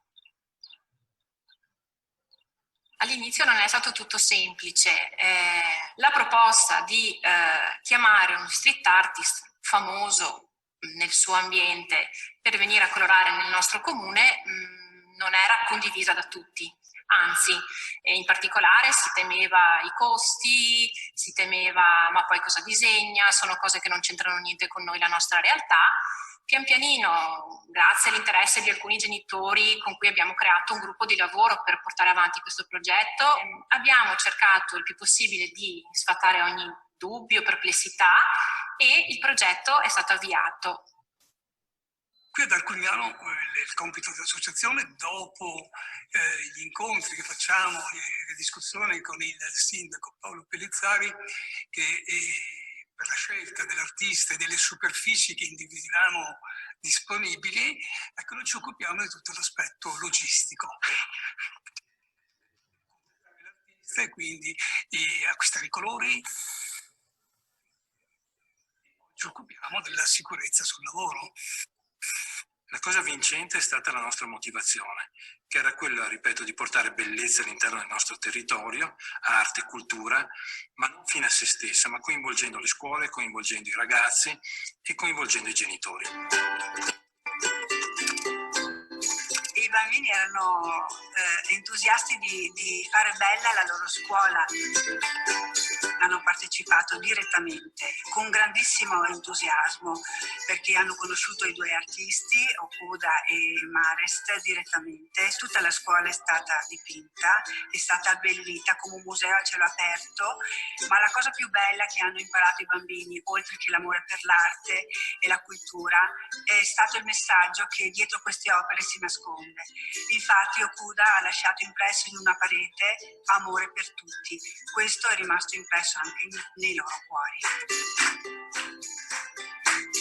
Io mi ricordo quando ho aiutato Antonio Marrist, che sono salito su quel camion che si allunga e tu sei sopra, ed ero con la bomboletta e avevo paura che mi cadesse la bomboletta. Era la prima volta che dipingevo, insomma, un murales. È stato divertente, allegro e mi ha fatto venire voglia di colorare i muri in generale.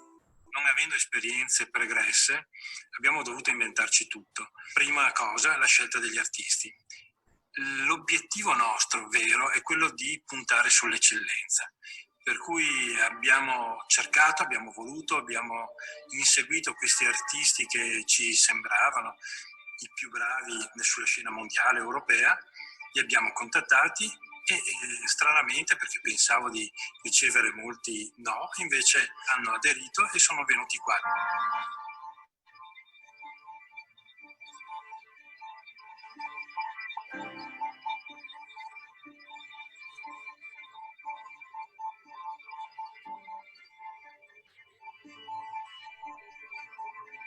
Io ho trovato un bellissimo rapporto con un francese, Mantrarea, anche lui ormai è un artista che tra la Bolivia, non so mai dove si trova, gira tutto il mondo.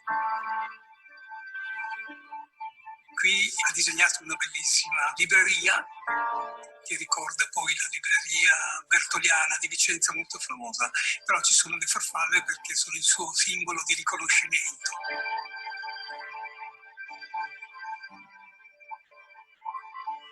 Grande artista poi è Bart Smith, un belga, che è venuto nel 2018 e ha disegnato un bambino che soffia il soffio della vita, molto bello sulla struttura della scuola media di Arcognano.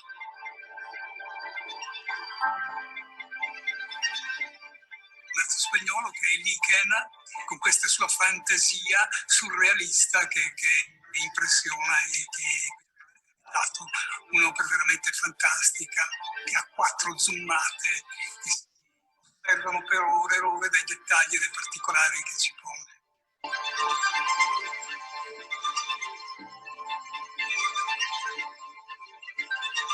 Ovviamente non sono mancati poi gli italiani. C'è un pugliese che si chiama Daniele Nitti, che ha disegnato per le spore Mistrovigo nel vano scalo interno il vaso della conoscenza. Mentre un nome ovviamente famoso ormai in Italia è Maupalla, la sua idea è stata quella di realizzarci un occhio molto particolare perché nella pupilla è impressa proprio il salvagente, quindi c'è la salvezza e c'è la speranza poi di un futuro che si raccoglie in questa opera di Maupalla.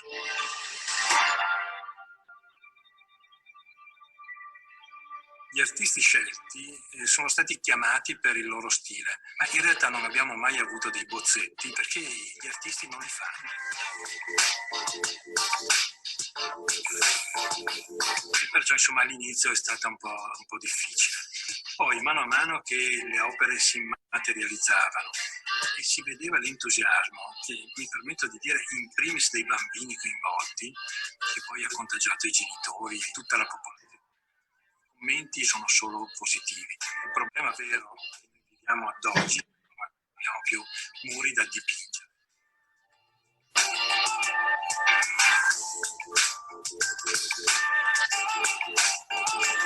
Noi sensibilizziamo i bambini all'arte perché ci crediamo noi, perché riteniamo che sia una fonte educativa e di bellezza straordinaria. Noi insegnanti non diremo mai colora un albero marrone, non esiste, perché c'è anche l'albero rosso, l'albero verde e da ogni colore può nascere anche una storia, può nascere un'impressione. Filippo e Caterina erano sempre molto felici quando abbiamo fatto queste esperienze. Logicamente volevano trasportare a casa questa esperienza del colorare i muri. Mamma, possiamo anche in camera nostra inventarci e fare. Io sono Sara, abito ad Arcognano, lui è Luca e anche lui come me abita ad Arcognano. Abbiamo fatto dei murales anche noi. Per me è stato un piacere enorme e una soddisfazione imprimere la mia arte, insomma, nel mio territorio. La rappresentazione della tigre è stata voluta per esprimere forza, la forza che noi giovani possiamo dare al nostro paese. L'artista prova nella sua opera e tramite il suo stile di trasferire quella magia che serve a questo mondo, insomma a chi è rivolto, quindi al pubblico. Non avevo mai fatto niente di simile, ho solo pensato a cosa mi sarebbe piaciuto. Oltre al camaleonte ho fatto anche dei fiori ed è stata un'idea di una bambina che con la mamma è passata di qua perché lo sentisse anche più suo, l'ho lasciata e così sono nati anche i fiori.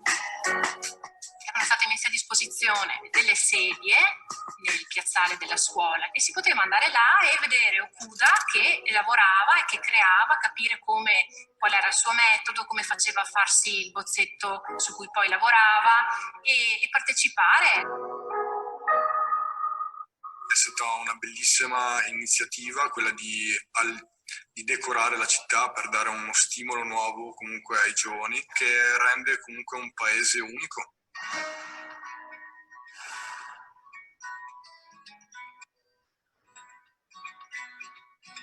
Abbiamo ereditato dalla natura e dalle generazioni che ci hanno preceduto un territorio bellissimo. A noi piace l'idea di continuare a promuovere questa bellezza. I murali sono il frutto del nostro lavoro, della nostra progettazione. Ci piace considerarli come dei portali, come delle finestre aperte sul mondo, perché le tradizioni, la storia ha un senso, rappresentano le nostre radici più profonde, ma queste hanno senso soltanto se il grande albero della nostra comunità fa germogliare le gemme verso il cielo, verso l'alto, in modo che si possa scrutare l'orizzonte e capire che oltre i nostri confini c'è un mondo che vale la pena di conoscere ed apprezzare.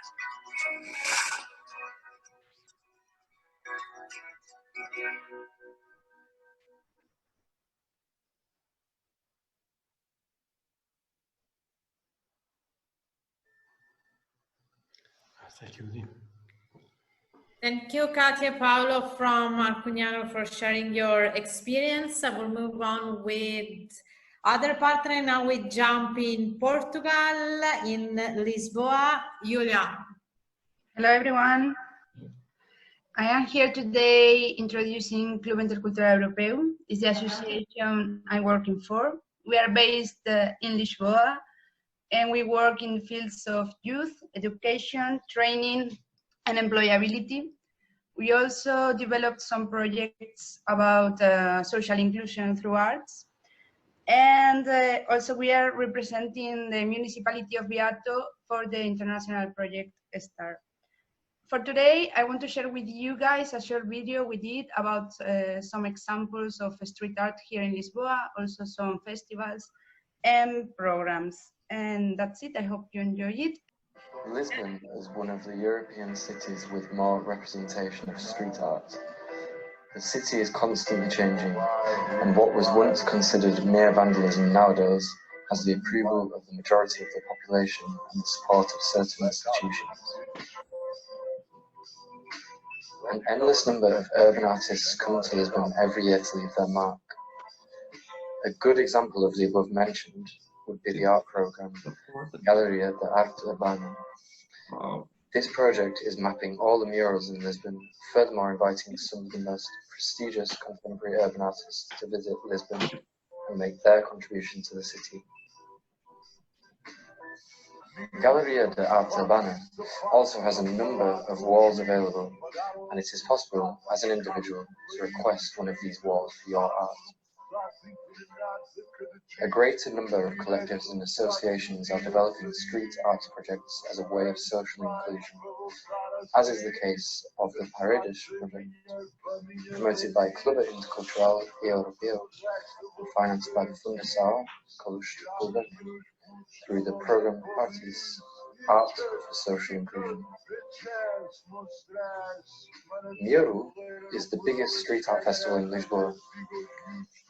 The festival started in 2016 and aimed at providing value and validation to neighbourhoods of the city with negative reputations.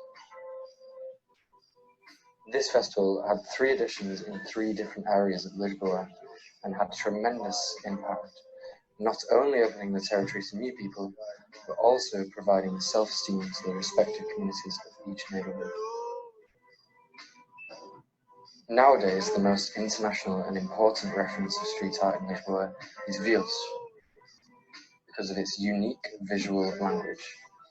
The elimination of the superficial layers of the wall to create faces.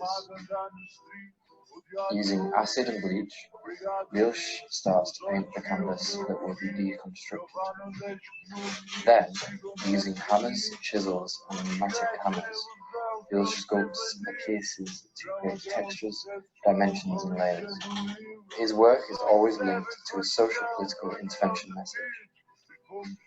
This nameless mural was a creation that Vils did in association with Abe, the artist who created the famous Barack Obama's portrait, Obama Home. This piece is about women's rights and gender equality.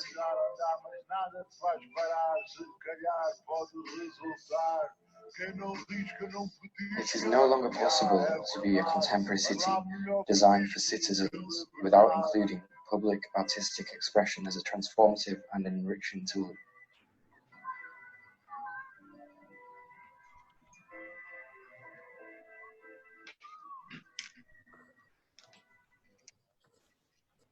Okay, that's it. Thank you for watching. Thank you so much. Can I just add something? Just about Project Paredes, which was one that we did in one of the most marginalized neighborhoods in Lisbon, and it goes with the presentations that were made before during this conference, that the empowerment that it gave through street art is now at the point where every citizen involved from those neighborhoods are now considered leaders, not only towards the neighborhood, but towards the city itself, and even in terms of institutions. And they actually did the follow-up project where it's called The Backside of the City in English, and it's a brand they made in the neighborhood, where now the role is reversed in the sense that the organizations are now the support system, and the citizens, the residents, are the leaders. So just in the line of what was said before, just wanted to clarify that. Thank you, Nuno, for this clarification. Let's jump now in Kosovo, specifically in Peja. Vullnet, the floor is yours. Hello, everyone. Well, as you said, I here represent the municipality of Peja and also the Youth Innovation Center. I'm the director of the Youth Center, and we have a lot of projects, but from a couple of years now, we started with street art projects, and together with municipality, we had a lot of murals in our city. So during the pandemics, we prepared a video, which I'm going to share with you. I hope you enjoy it and like it too.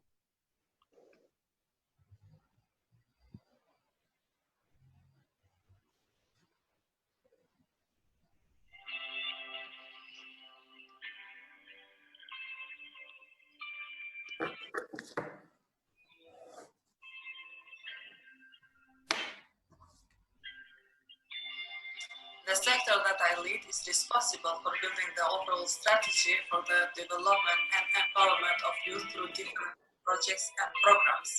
We do this by creating a supportive environment for youth, as well as by creating opportunities for the promotion, development, and participation of youth in the social activities.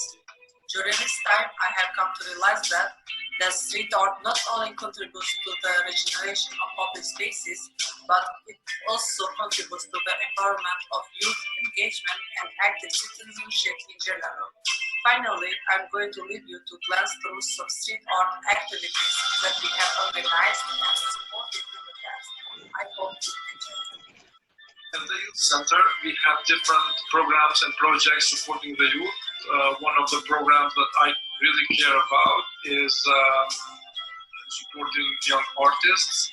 And since we saw a lot of public spaces, a lot of public buildings that are neglected, we thought maybe we can, you know, put together art and youth and our willingness to participate in giving those public spaces a new kind of life, new kind of look. Of course, at the beginning we have some difficulties, some challenges, mainly financial support.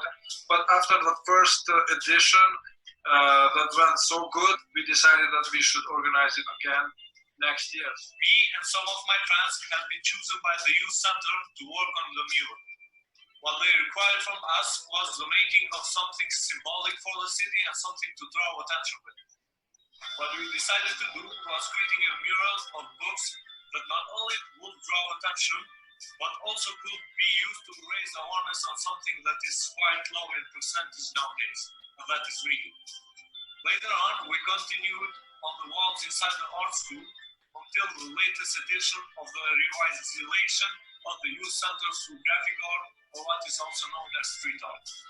I was part of the professional art school of the city, and from there I was selected to be part of the street art PEA for the last 3 years. Being part of the team has helped me personally a lot to grow professionally and to enjoy the city more. PEA had many public spaces where we could do our art, and this was the main reason for doing this was to bring the city back to life, to give something to the city that people in the future can enjoy. We've faced different problems, but also I would like to mention the PEA people who helped us a lot with different materials, and people were actually really part of the Youth Innovation Center since 2016, which was held the first edition of Street Art PEA. So this project had 3 stages. The first stage was to choose the people, to take meetings and decide on which location we are going to do the mural. The second stage of this project was to hold brainstorming sessions with young people about the ideas. When we choose the ideas, that was the final stage. In the final stage, we implementing the idea on which part of the city or the location we're going to do.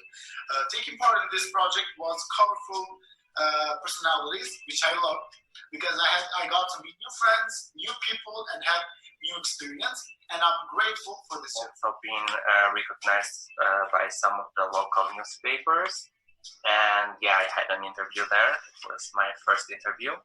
And also we got recognized by the youth center and the municipality of PEA. So the chance that we can collaborate with all these municipalities and organizations from the different parts of Europe is really intriguing for us, and we are very happy that we can share our experience. Okay. And yeah, that's all.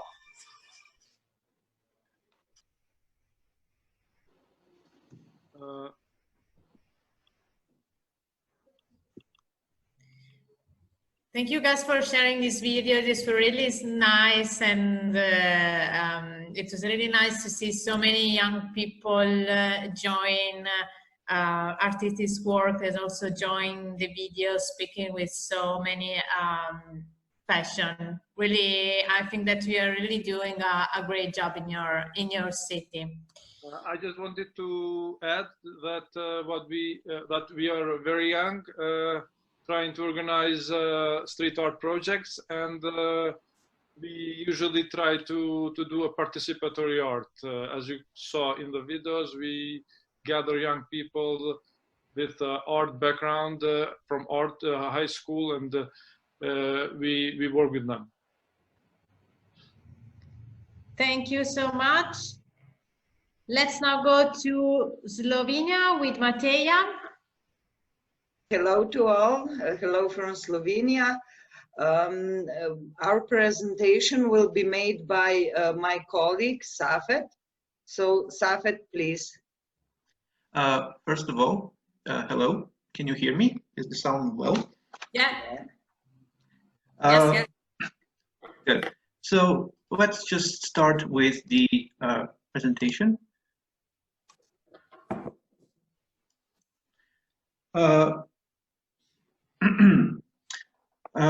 My name is Safet, as Matija has said. I'm here to present the municipality of Trebnje in Slovenia and our involvement and engagement with the STAR project. Slovenia, of course, is set in Central Europe, right next to Italy, Croatia, Hungary, and Austria. It's a small country of over 2 million people, and the municipality of Trebnje, our town, is in the southeastern region of the country. We have around 12,000 inhabitants and 12 local communities. So as a municipality, we are a basic unit of self-government in Slovenia. We have a mayor, Mr. Alojzij Kastelic. We have a head of the municipal administration. In our municipality, this position is held by Mr. Janez Pirc. The basic mission of any municipality in Slovenia is, of course, to regulate and organize municipal affairs within the framework and boundaries of the law. So this includes primary education, social welfare, health, social housing, culture, leisure, and of course, local public utilities and networks. Our municipality is also involved in many European projects, including, of course, the STAR project. The municipality itself, I guess, as I said, is relatively small or mid-sized, but we are in a very diverse landscape of alpine worlds, dynamic karst, Pannonian plain. Our town is right in the center of the municipality and is an urbanized linear settlement that is on the left bank of River Temnica. Temnica, as typical of many karst region rivers, is a disappearing river, which means it occasionally disappears underground and then appears somewhere else. Trebnje was already settled in Roman times. Back then, it was a military post called Praetorium Latobicorum. Of course, because of that, there are quite a few findings and remains from this time, which give us a very rich history. And amongst the two of them are a bronze statue of Hercules, which you can see on the left, and a giant statue of a lion, which you can see on the right. The lion has become a symbol of modern Trebnje and has also become part of this municipality's coat of arms. As for the culture of our town, our gallery of naive artists is the only one of its kind in Slovenia, and actually one of the largest in the world. It exhibits works of self-taught painters, artists, sculptors who have decided to rebel against traditional classical art and perform or create their own works. The collection has over 1,200 donated works, paintings, reliefs, produced by 285 naive artists from all over the world, 40 countries, Europe, and all over the place. And there is also the camp for naive artists that has been held every year since 1968, gathering artists all over the world. Because of this, the gallery is one of the most well-known cultural attractions and features of the municipality. Here you can see even more works of art, even more paintings and sculptures and reliefs. As for the gallery itself, it's part of our Center for Education and Culture here in Trebnje. Now, as for the street art, unlike in larger cities, street art is not very developed here in Trebnje. The first street art initiative was performed by a youth society, KUI, or Creative Art Incubator, which was financially supported by our municipality in 2014. That was 6 years ago now. This initiative included the creation of a graffiti or a mural on the wall of the Trebnje's Center for Education and Culture, which is located in the city center. Essentially, the initiative was there to try to link the younger or alternative population with the older conservative one in order to, for the incubator, for their community, to be, for other people to understand their views, their works, and of course there was quite a few workshops and lectures around the time concerning street art. As for the actual mural itself, it was made by the artist 1107 Klan, and here you can see the actual mural. located on the Trebnje Center for Culture and Education. Now, our municipality is becoming more open to street art, but initiatives are still rare and far apart. So the artists, well, most well-known artists in Slovenia that actually deal with street art, that are actually graffiti artists, are from Ljubljana, which is the capital. But we do have some. Another initiative was an annual project called Petkanje, which is organized by the local martial arts club, Fearless Fighters. Essentially, it's a series of events that tries to combine street food and street art in our central city park. And we actually did get a mural or a graffiti in one of those sessions. The mural itself was made by the street artist Teoson, which you can see right here. According to Teoson, this mural is his vision of our Lion of Trebnje. As for other examples of street art, well, Trebnje doesn't have quite as much works of graffiti as other places, but which is why I think we are so involved in this, why to involve ourselves in this project. We like to implement street art in our municipalities, and our best course of action, we believe, is to paint playgrounds with graffiti or murals of board games or dice games, games like Snakes and Ladders, Ludo, Hopscotch. So these playgrounds would be already existing surfaces. Maybe some of them are empty, maybe some of them are unappealing, but we would turn them into playgrounds for enjoyment of everyone, young, middle-aged, old. We believe that these surfaces would then become the focal point of socialization, social inclusion amongst the people of Trebnje. As for the actual materials, we would think they would be made by recycling or reusing scrap materials. So this was a short presentation, and I hope you enjoyed it. I thank you for your attention.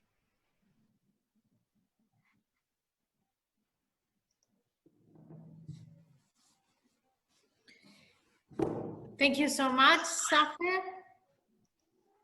I hope I pronunciate your name correctly. Safer, it's Safer.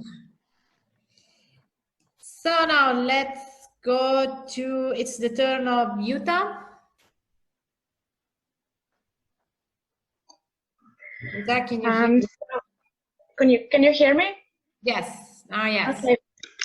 Hello everyone. My name is Iluta, and I am representing Pārgauja municipality from Latvia today.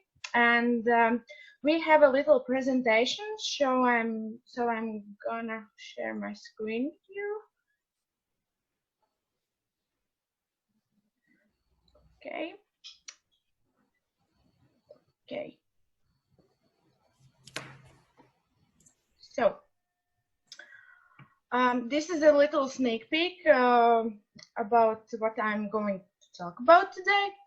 And there's a little movie about Pārgauja municipality, but actually I think I'm not gonna show it to you because of the lack of the time.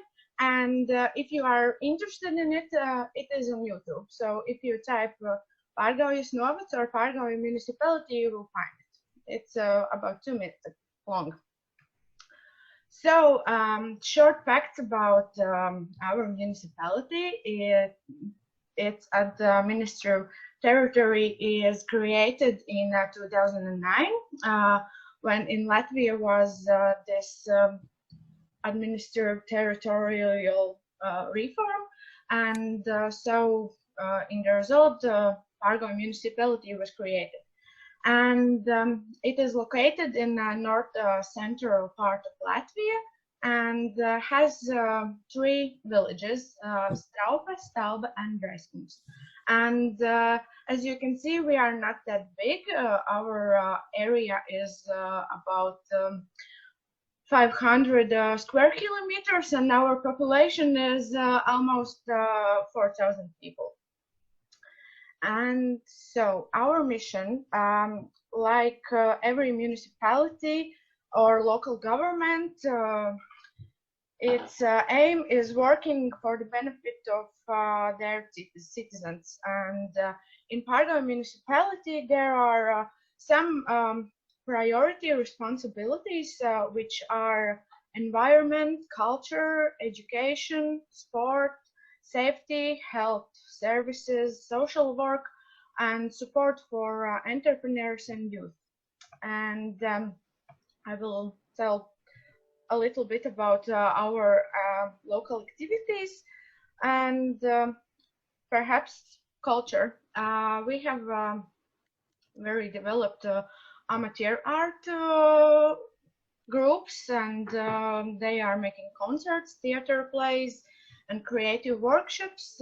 And we have some NGOs which are organizing their activities, and there are some traditional events as well. And about sport, there are sport games every summer, but most popular sports in Parga municipality is floorball, archery, and orienteering. And a little bit about support for entrepreneurship, and it is in the way of grants for starting or developing businesses, and participating in exhibitions and markets. And a little bit about youth. And so we have some traditional events for youth, which is youth forum.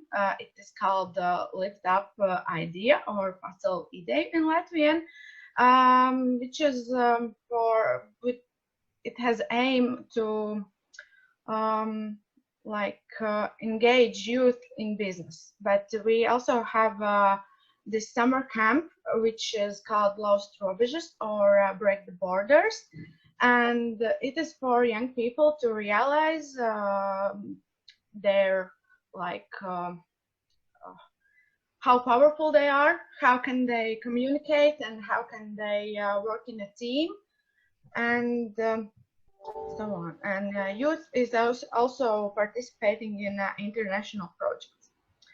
And if we talk about project experience, we can say that we have implemented projects for municipalities development using different kind European Union funds and programs. But if we are talking about sorry, no, I have lost one slide. Okay, sorry. And if we are talking about project experience related to this topic, like street art, last year we participated in Bassano del Grappa in project which was called Spray, and it was youth exchange, and it was a great experience for our youth because I'm going to talk about plants because in our municipality there are not many street art masterpieces or something like that, but we really want to try. And there are people do not open up very easily for new things, especially seniors. But we would really like to show that street art can unite people and make local community feeling themselves. And but there are a lot of great street art masterpieces in Latvia, and this is why we have two scenarios for this project planned. First, it is basic one, which we are talking in the project, like painting a mural or some wall or anything else. But and we have some places in mind. We because we have this survey. But our citizens have one great suggestion, actually, because in Parga municipality there are like 50% forests, and we have many walking trails, and this is the time when we are not really able to visit public events or other countries. So walking trails in the forest have become very popular. And our citizens have suggested that maybe we can combine this street art with our walking trails and put some big canvas which can be movable to different walking trails in the forest. From my experience, I can say that if you are going to the forest, which is located near lake, perhaps you can meet like 30 people in one night. So this canvas in the forest will be a great destination for walking, perhaps. So, and this is our communication channels. If you want to know something more about us, and if you have any questions, we are ready to answer. Thank you. Thank you, Jutta, for sharing your presentation.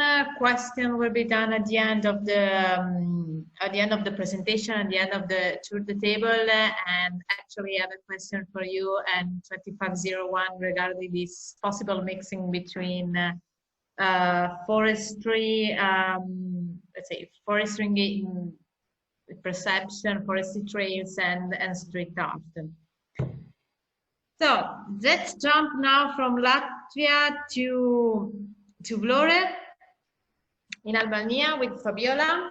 Hello everybody, I am Fabiola from Municipality of Vlore, Albania. Also, I will say hello to my colleague from municipality and from other institutions that are part here.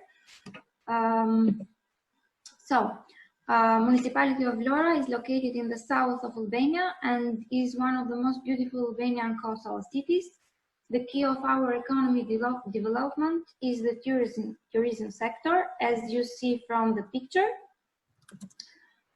The municipality has the part of its strategy, social inclusion and promotion of art and culture.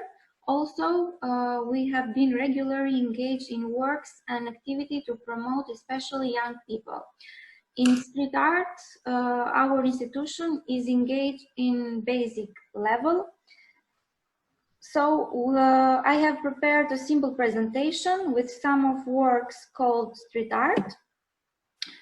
Our municipality has never received sponsorship funds from EU for the street art, but all the works and activity have been made possible by the municipality or in cooperation with local NGO and by several other institutions.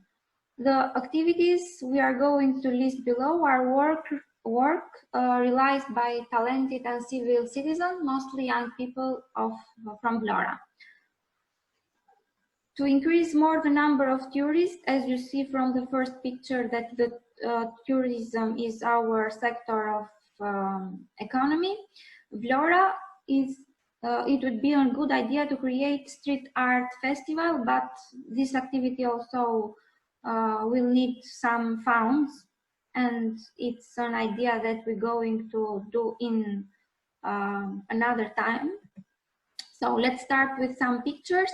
This is first painted in November, founded by our municipality and in collaboration with the city of Lecce, with ideator Albiana Viaggi, and of course our talent street art Franco Dine from Vlora city. Another picture is in the city center. Both this one and this are from this project, and are intended to give life to walls of the city center to We can see another picture. The municipality has the opinion that street art will help to create a better tourism offer. For this reason, this wall art. This mural painting is located in the first building of the entrance of the Lungomare, which is the main space public and most visited by citizens and tourists, mostly in summer. Also, our decorative works has historical messages by the communism system. You can see another work called Dreams, is located in the city main boulevard Ismail Chamali. Before this picture, before transforming on street art, it was a place covered from trashes. Now this is a place where people can enjoy the panorama of the Rmi beach, and also they can take pictures. Another works are also addressed thematic in connection with the environment and animals.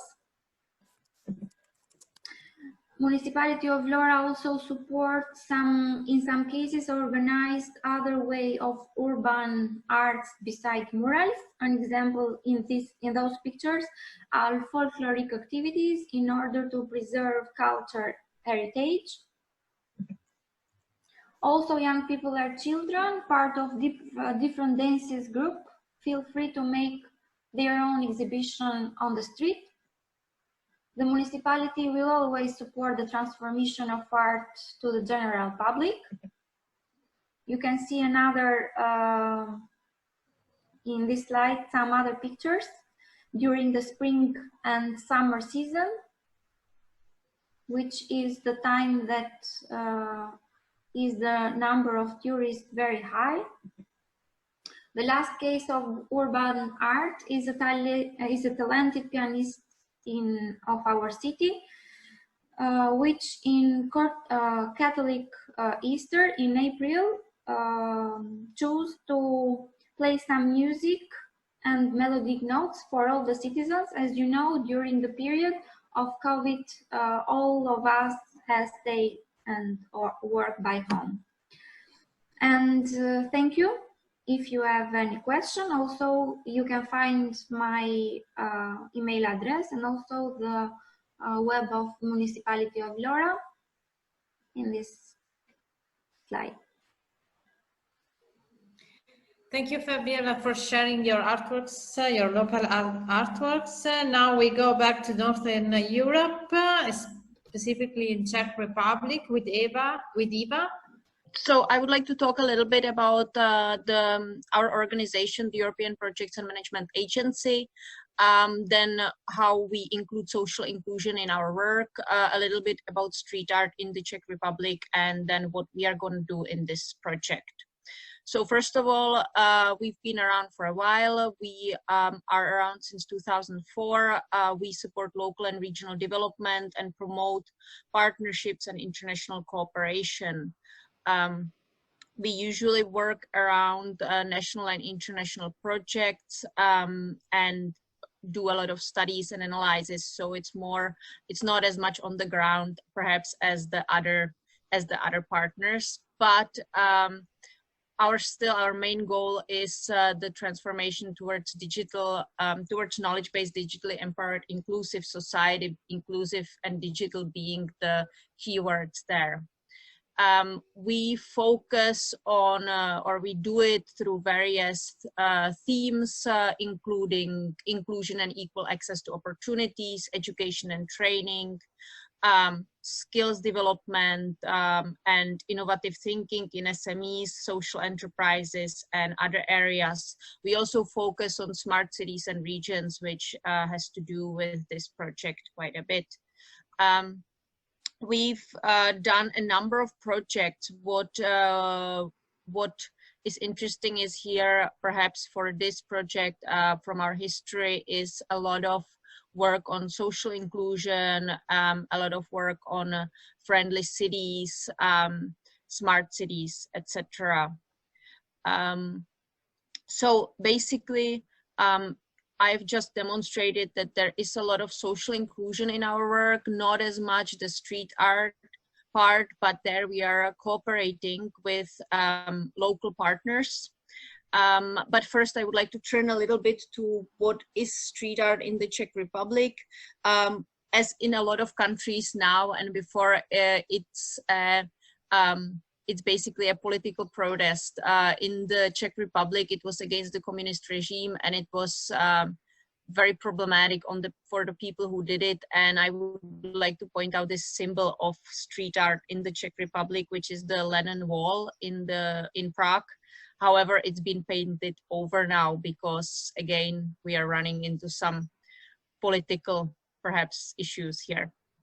So now what we are going to do in terms of STAR in EPMA, we are cooperating with Jihlava City Municipality. It's the newest municipality in the Czech Republic. So they are not, I mean, they're not as experienced or not as, basically they're a small city, rather small city for a capital regional city, and they have very young people in the administration. They are very cooperative on these issues, but they are not very developed in terms of urban art, etc.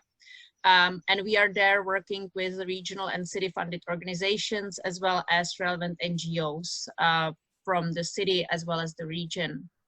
The municipality has so far done a number of cultural initiatives centered on bottom-up approach. They do some grant schemes. They're also doing projects, and they have developed an integrated plan for regeneration of the city, which now we're trying to connect with the area of art.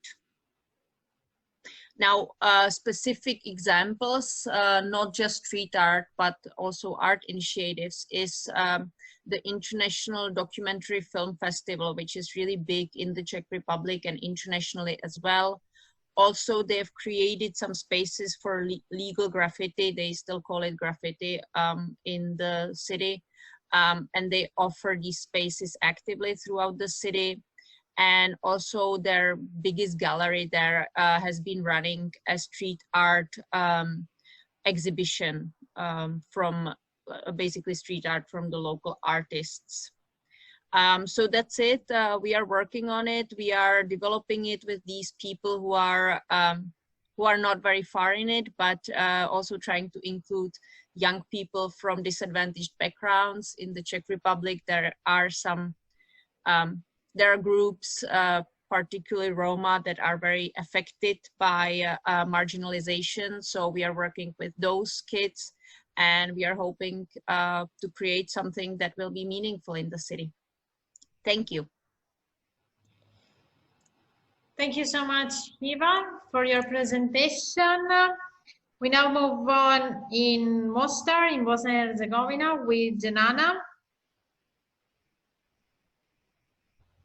Janana, can you hear me? Just a second, just a second. Hello to everybody.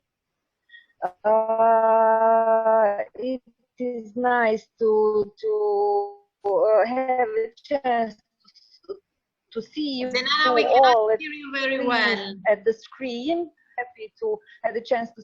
I know my connection is very bad. Can you hear me now?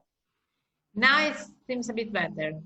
Yeah, actually my internet connection is really bad. I will try, so stop me if this is not possible to see my presentation. Okay, so I will start with my presentation, so please let me know if this is not possible to see or to hear me.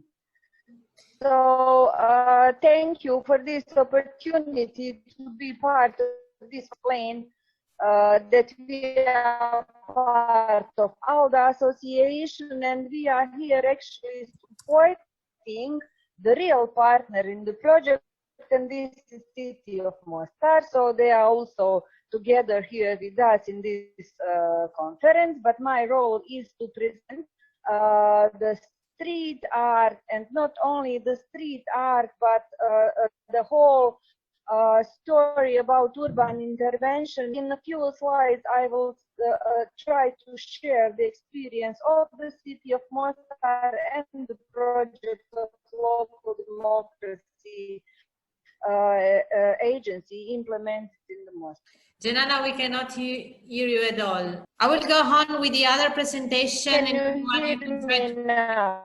Or maybe move in another room or connect it with maybe. Okay, let's try in this way. So I will okay, I will try again. Okay. So I will talk today for KITEF in Oberhausen. We are based in the old water tower in the main station, and we renovated 3 stories in the tower, which is now used as our office. And when artists or students from all over the world visit us, they can sleep here with indoor camping. And we use it as well for several events. We have renovated most of it self-made, as you see on the pictures. And one of the first projects was to repair the clock of the tower because it stood still. The time stood still in Oberhausen, and we wanted to keep it turning again. And for example, another project that we did is the Refugees Kitchen, which is in food truck, which was built together with people with refugee background. And now they sell food from their home countries, and which is used mostly on festivals, for example. Another project was that we put up a neon sign on a high-rise building here in Oberhausen in the end of 2018, which says diversity is our home. So Vielfalt ist unsere Heimat in German, to spread this message and to make people think of it, especially in Oberhausen, because the city does only exist because of migration in its history.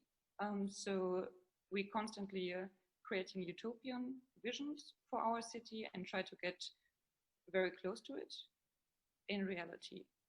For this reason, we launched a free university in the beginning of last year, because Oberhausen is the only big city in the rural area which does not have an own university. This is a community-based project where we involved our neighbors to ask them what issues do you want to talk about and what seminars could be given. And now the people from our neighborhood themselves are the lecturers and give seminars to other people of their neighborhood.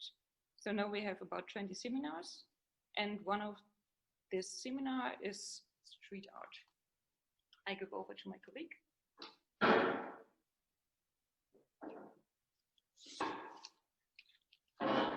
Hello, I'm Aaron. So when we do the street art workshops, one very important thing is that we will open the minds of the participants to think and work free. So that it's important that they find his own way to create, and that they come in a creative mood. And of course, we will speak about the history of street art. We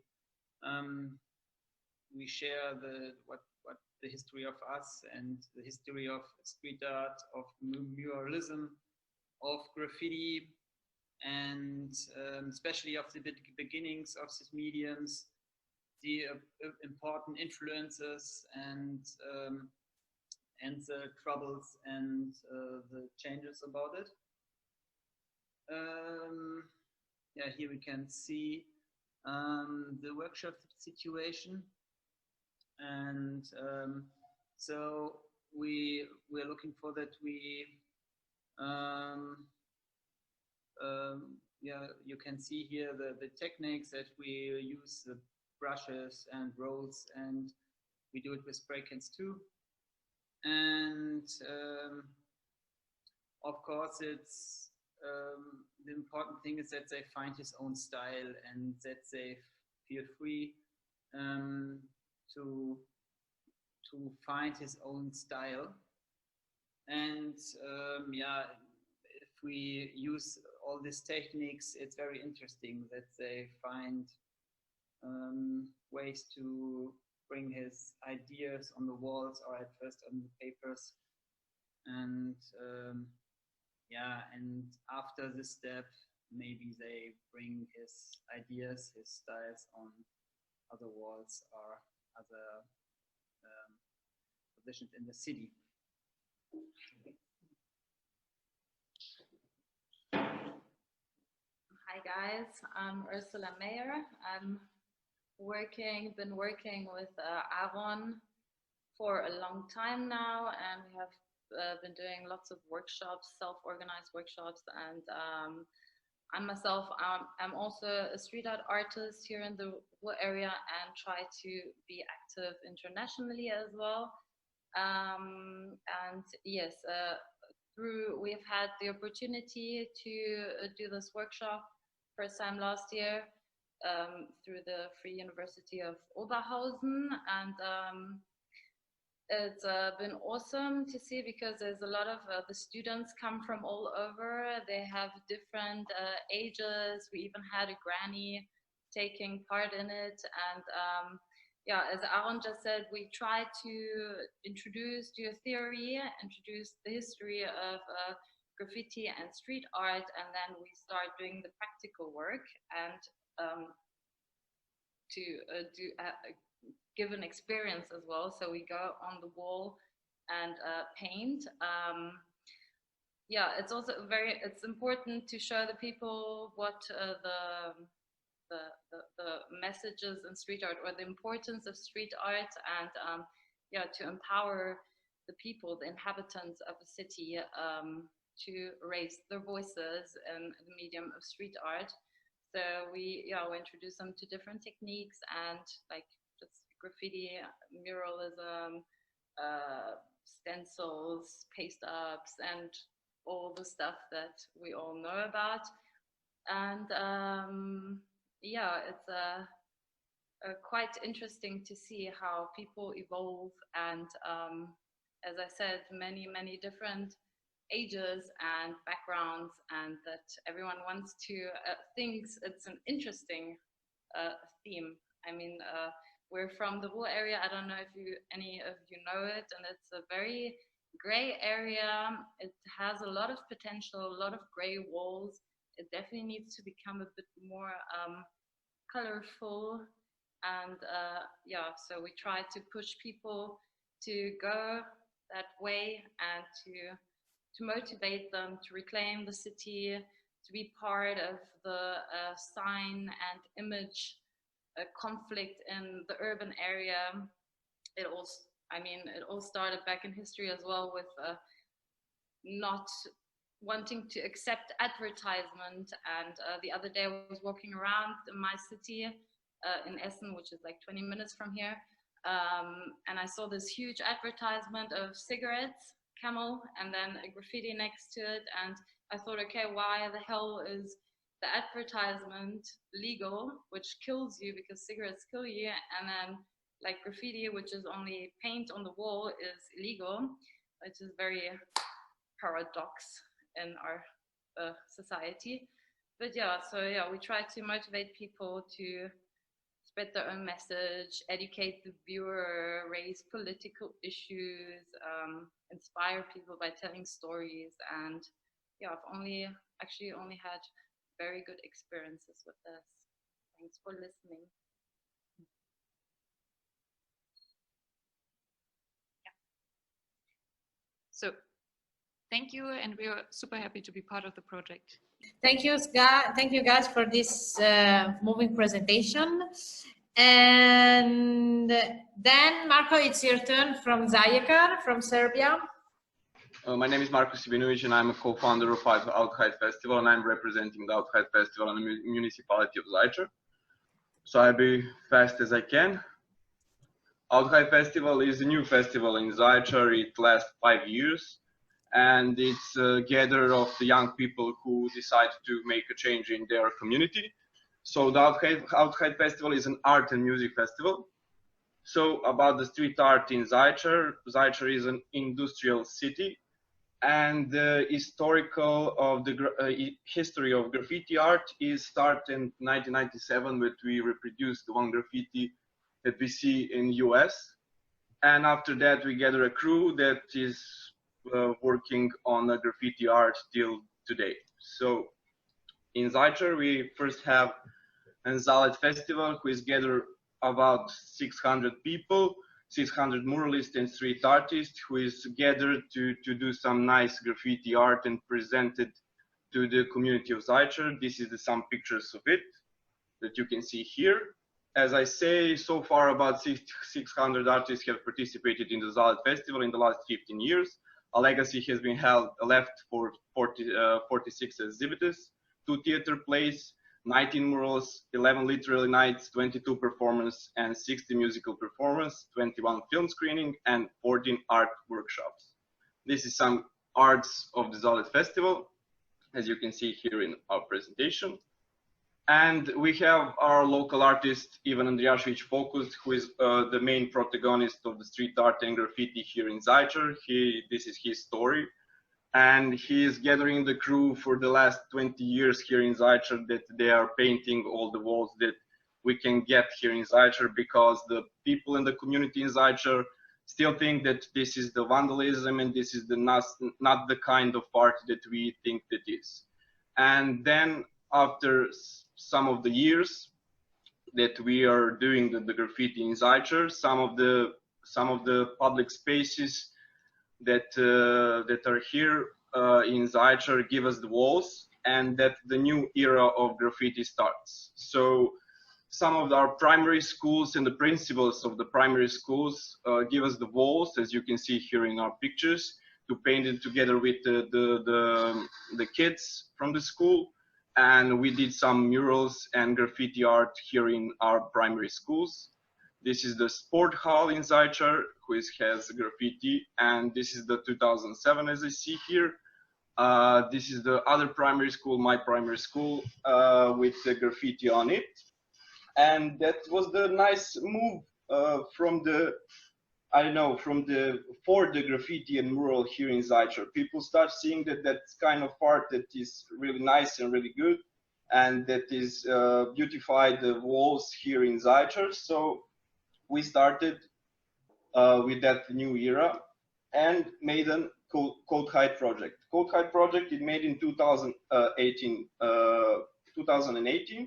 The goal of that project is that we paint 5 murals with a symbolic, and that symbolic was connected with the problems that we have in our society. Some of that problems was the cash flow of the money, the violence against the women, the earth, and the ecology. And the point of the Code Height project is that we paint the mural, and in the bottom left, we put the QR code. QR code, when you scan it, bring you to the app or to the site when you can leave the comment of the problem that you have in your community. So that was the interactive communication with the citizens of Zajcer, that they can give their speech and that we can hear their problems that they have in their municipality and their environment. So this is one of the mural that's called 13 Salary. The symbolic is really clear here, and it's the first time that we have the courage to put that symbolic on the walls of the Zajcer, and to have the really good comments and feedback from the people of Zajcer. And that's of course the really good start for us to do on the street art and graffiti art. Next one is the My Wife Lepa. It's doing that. We have a Marilyn Monroe with the blue eye. I said that's a taboo topic, and it's a symbolic of violence against women.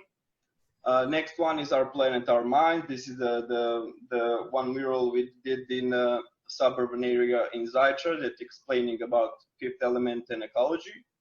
Next one is the mechanism, that is the cash flow that we have here in Zajcer for 50 years, I think, how the people are gathering their money, and when you came to the people, that regular people that left without money. So the next one, we have a panel discussion about Code Height project, about internet, about how the kids can safely lurk through the internet, and how to secure themselves on the internet. And after that, we did a panel discussion about the influence of the American culture on the graffiti and hip hop here in Zajcer.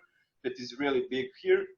And the next one, after this panel discussion, we have an art zone in Outside Festival in 2018, but we made an art zone where people, local artists can came in and to draw their murals and their graffiti. And our visitors of Outside Festival can see all that art that we made. Other one is the art zone of Outside Festival in 2019. The point of Outside Festival and the message that we send is that the Zajceris have a lack of kids, and all the grandmothers are staying here in Zajcer, and our symbolic is very clear that we want to draw a mural. This is the, for example, the fun fact is that this is the biggest mural ever did in Zajcer. So we did it with the symbolic of idea that we have for the Outside Festival. After that, we have in the same year we have an art zone. First time that we have this type of art zone in the city center, when the people who is coming through the city center can stand and see what this look like, and how look like when we have a really good artist in a city center who is producing the really nice images of their kind of art.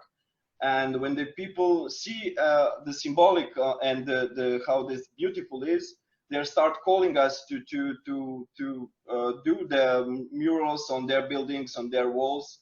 And I think that with these art zones and everything we did with the graffiti and murals, we put a nice message to the community and open up them and their thoughts that we can continue doing this in our city that is really great and really big for us. And after that, we have, as I say before, Ivan Andriashevich made a book promotion of Letter That Matters, because he lived in Chicago and his graffiti career starts in Chicago and continued through all cities, I think 20 countries that he worked for. And he made a little book of his graffiti and his art. And we did the promotion of his book to the people who came to our panel discussion. And that was the thing that we make a leap to the graffiti art form here in Zajcer, and we are really happy to work with the STAR projects and the whole people here involved in this project, because we think this is the really important thing, and that can make our city and other cities more powerful and more okay for living in it. And that the main message is that we can bring kids that get out of the Zajcer, come back to Zajcer and do these nice things with us. So really thank you for your attention. I think that's the fastest that I can to present the Zajcer and Municipality Zajcer Outside Festival. Thank you very much. Thank you, Marco, for sharing this presentation and also your city and artworks done in your city. We are about to come to the end of the webinar. Just two presentations are missing, one from Reggio Emilia and the one from Mostar. And we hope Gennana will fix her technical problems. So we start from Italy, and we finally got back in Italy again, but now in Reggio Emilia with Alessia. Yes. Hello, everybody. My name is Alessia, and I'm working for the municipality of Reggio Emilia. Reggio Emilia is an Italian city placed in the northeast of Italy. And I'm going to be really fast. Thank you for your resistance and resilience. And so I'm going to share my screen. Okay. This is going to be a brief presentation on how and our municipality deal with street art and urban art and murals as a social inclusion tools. For us, the street art policy is really important in our work with youth, because our office is a youth policy, and we consider street art as a creative and qualifying communication tool. In Reggio Emilia, there are many artists, and for this reason, we share a path together with them, and we create this table of street art where the municipality is able to work with street artists and give a really important relevance to this kind of art. And we're also part of a national table. And in Reggio Emilia, you can find a urban gallery. It's called Ex Officine Reggiane. It's a former mechanical factory, really important during the Second World War. And now a lot of artists go there and make their works. And you can find on the website, you can visit the pavilions. It's a virtual museum, and it's really interesting if you want to go and see it. This is one of the first work that I would like to introduce you. Is on the facade of a high school, and this specific work was made because some students of this high school wanted to paint the facade of their school. So it was a participatory path born in this way, and they involved students, mayor, assessors, councillors, and together with street artists, they decided which kind of work to do on these. And at the end, the decision was focused on the theme of knowledge, and they explored the myth of Athena and Prometheus. And it's a work of James Kalinda, Neko Psycho, and Signora K.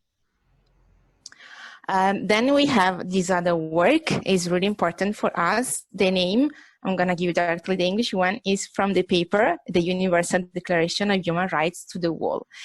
This was made in a place close to the train station. And so it's a block where the interculturality is really mixed. And the aim, it was to, through a participative path again, involving youth centers, neighborhoods, and all steps were shared.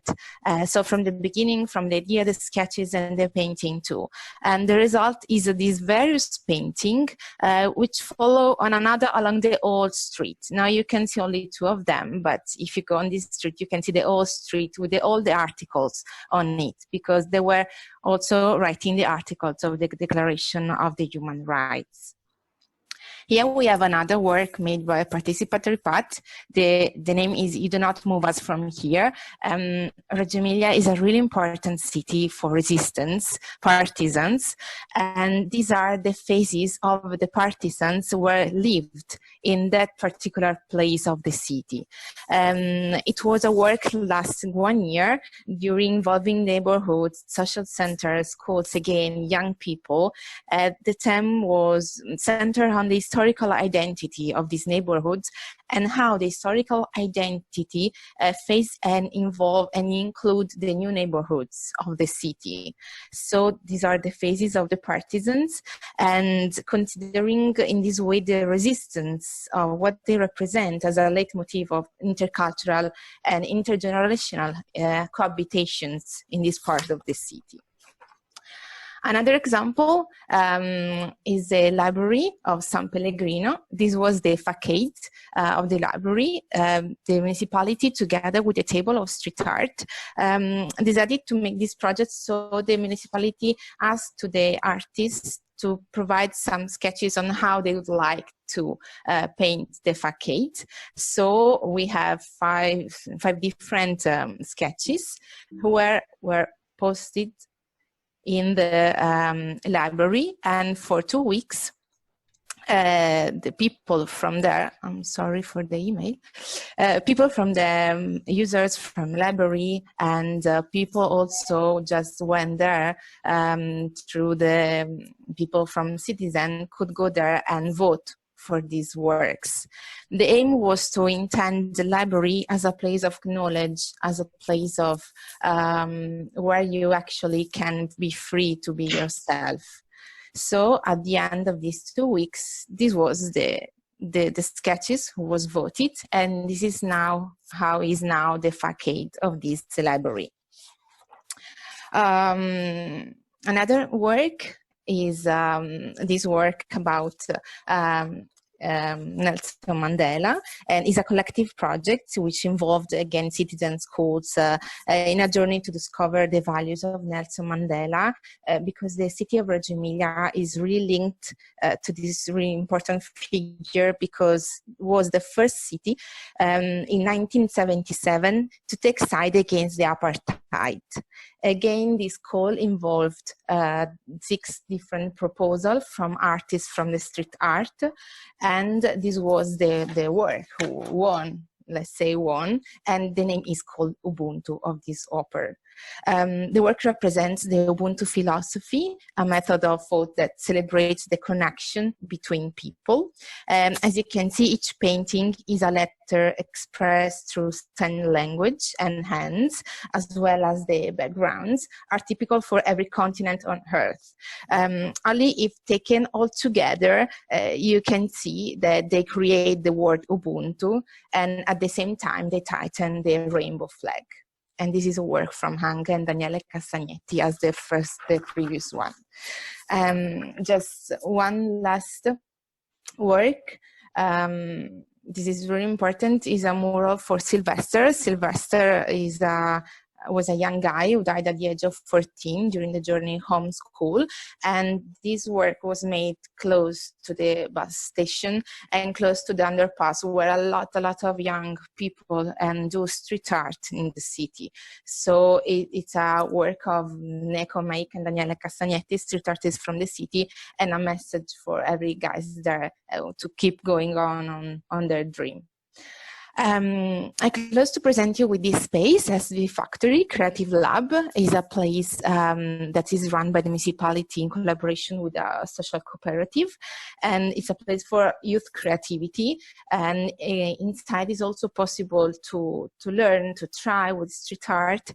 And during the inauguration, some street artists just do their mural live inside, so people go in there to see the inauguration. They could see effectively the artists working, and this is Signora Kay, Pietro Anceschi, and Mike. Of course, these works stay inside the place.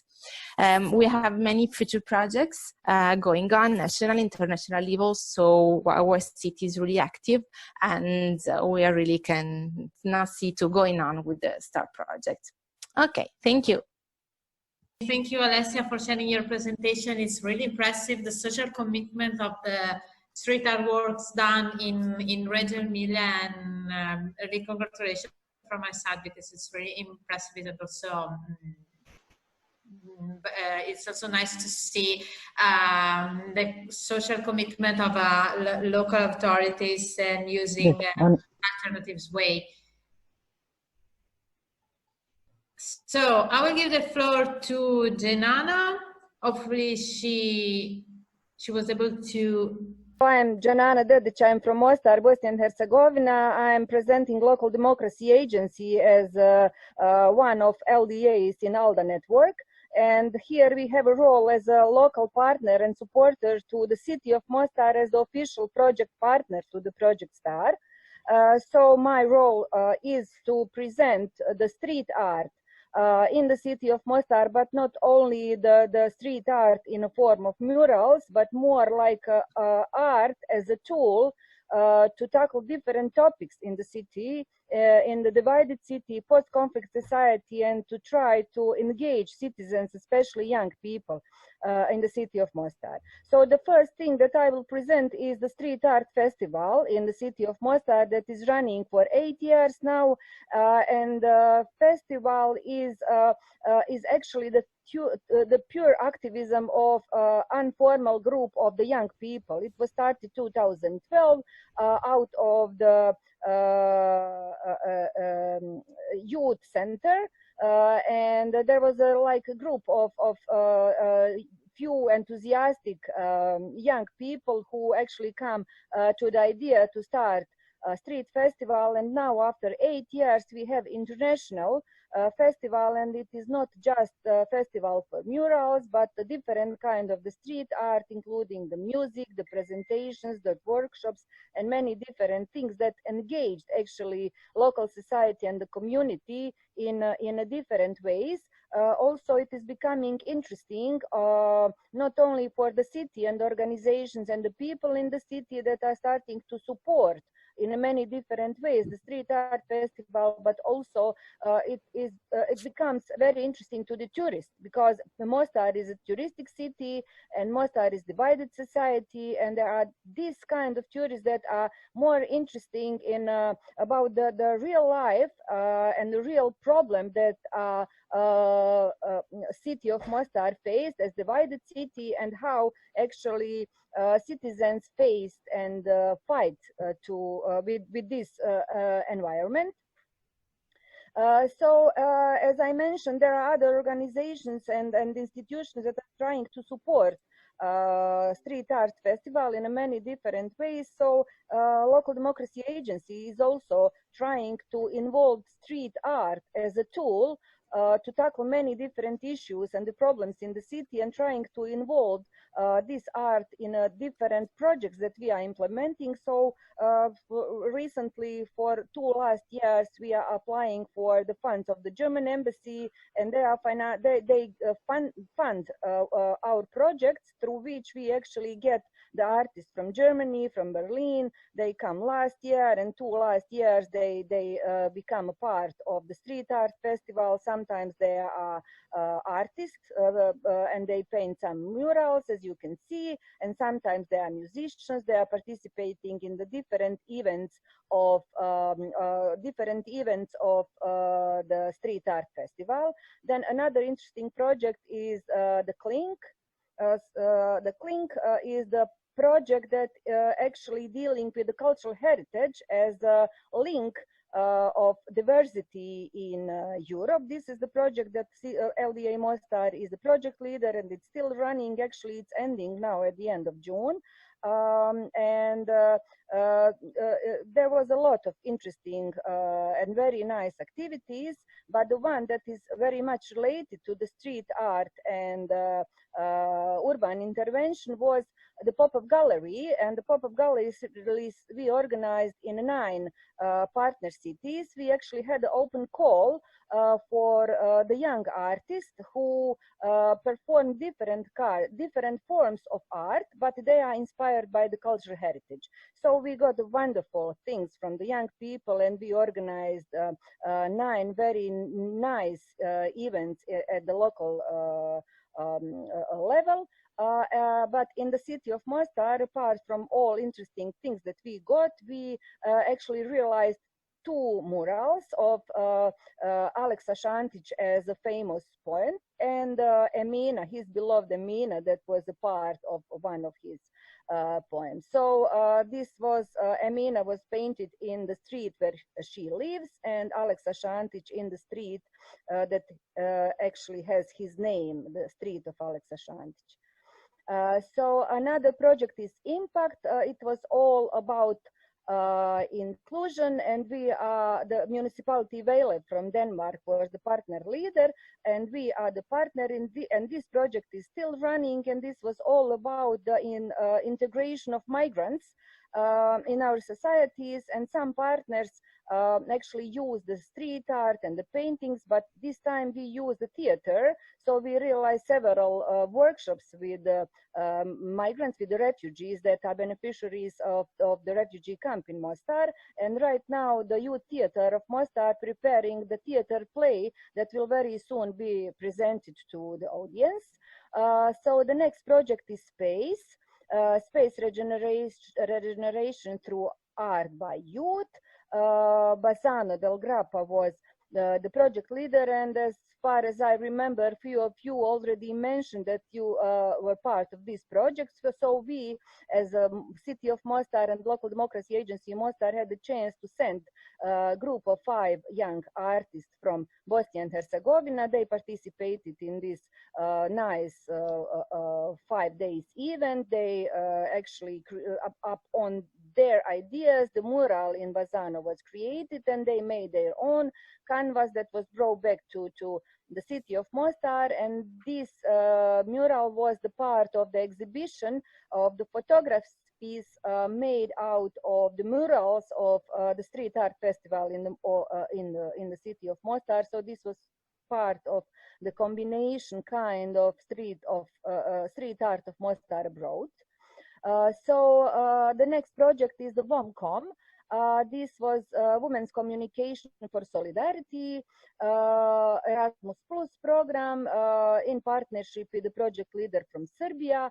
And this was again about art and engagement of women from the disadvantaged group. So within this project, we developed like a few interesting trainings for the young people, and then we realized that activities in the form, a different form of arts, like videos, like theater, plays, and the street art. So we organized like 5 days in the island of Hvar in Croatia for young artists. They produced street art, the murals in Hvar, and every partner also produced the mural in their own city. So this is the mural we produced in the city of Mostar with the message, you don't have to play by the rules. And final conference was in the Mostar. Mostar Days of Forest is another interesting thing. This is actually Days of Forest is the festival organized in Croatia, in Zagreb, as a festival of architecture. And our Center for Architecture, Dialogue and Art, which is part of Local Democracy Agency of Mostar, set up this communication with the Days of Forest. And for the first time, we organized this festival in Mostar. This was 3 days of different kind of engagement and activism in the city, involvement different groups of students, children who had the chance to talk directly with the most famous world architects, who was actually also the lecturers in the presentations. So another project was the Balkan Regional Platform for Youth Participation and Dialogue that we implemented together with other LDAs and ALDE in the Balkans. So it was 4-year project with many different activities, but there are few very much related to the street art. So we had a youth fund during the project implementation, offered the opportunity to young people to finance their activities. So this is one Ashik Mostar. Ashik is the name, the word for a love, in traditional Bosnian language. So we treated the love by reading the poetry or the sightseeing of the heritage. And one financed by the same project was Street Artura, urban interventions. Through this project, we actually oh my God. I have some terrible noise. Some child is crying. This must be the microphone. Yeah. Okay, so this group of young people had opportunity to paint a few murals in the city out of that fund. And then another activity was given to the young people who was the youth correspondents, and they had the chance to visit another city and to see the culture and the cultural scene in that city and produce some stories out of that. And this was really interesting to see actually how the young people from another city see your own city and the culture of your own city. Another thing was my city, intercultural city, also activity developed within the same project. And in the city of Mostar, we actually gave the chance to the group of the young people to think about the urban space, and they actually used the name of the streets to change. So they made postcards out of the beautiful photos of the city, and on the back side they put the message, and they named the street like the street of love, street of joy, street of sun, instead of the real names of the street, which becomes a real political issue in the city of Mostar, because it's still divided and conflict society. So also Caravan Next is the project that actually we were not the partner but the host of the wonderful festival, hosting the theater groups from all over the Europe. As you can see the list of the partners, and this was 5 days of the call for party in the city. We organized the community theater performance in the street, parks, theater, city mall, and the different. This was really wonderful things implemented in the city, and people really enjoyed. Then educational touristic program is something that actually Local Democracy Agency developed, not because we planned to do anything in tourism, but we are NGO dealing active for 15 years in the divided society, and this is touristic city, and very often we are in the position to explain to some group of tourists the situation in the city and how we as a civil society organization deal with that. And then we use that opportunity to create this program, educational, but also touristic one, to promote, to present and to promote the culture, the gastronomy, but by putting the tourist in the center of the story. So they cook their own meal, they create their own jewelry, they actually singing our traditional songs and dance. So it is always very much interesting for them. Jenana, sorry if I'm interrupting you, but I have to kindly ask you to come to a conclusion because we are 20 minutes delay and we need to share some question and answer, to give some space to question and answer, and then to conclude the meeting. Okay, so I will finish with this slide. This is only about Center for Architecture, Dialogue and Art that we developed as a part of the Local Democracy Agency, and we try to use art and architecture as a tool to develop a dialogue in divided society, and there are like many different things developed through Center for Architecture, Dialogue and Art. So basically that's it. There are a few more projects, but more or less I think that you managed to understood what we are talking about, and thank you all for your time and patience for my technical problems.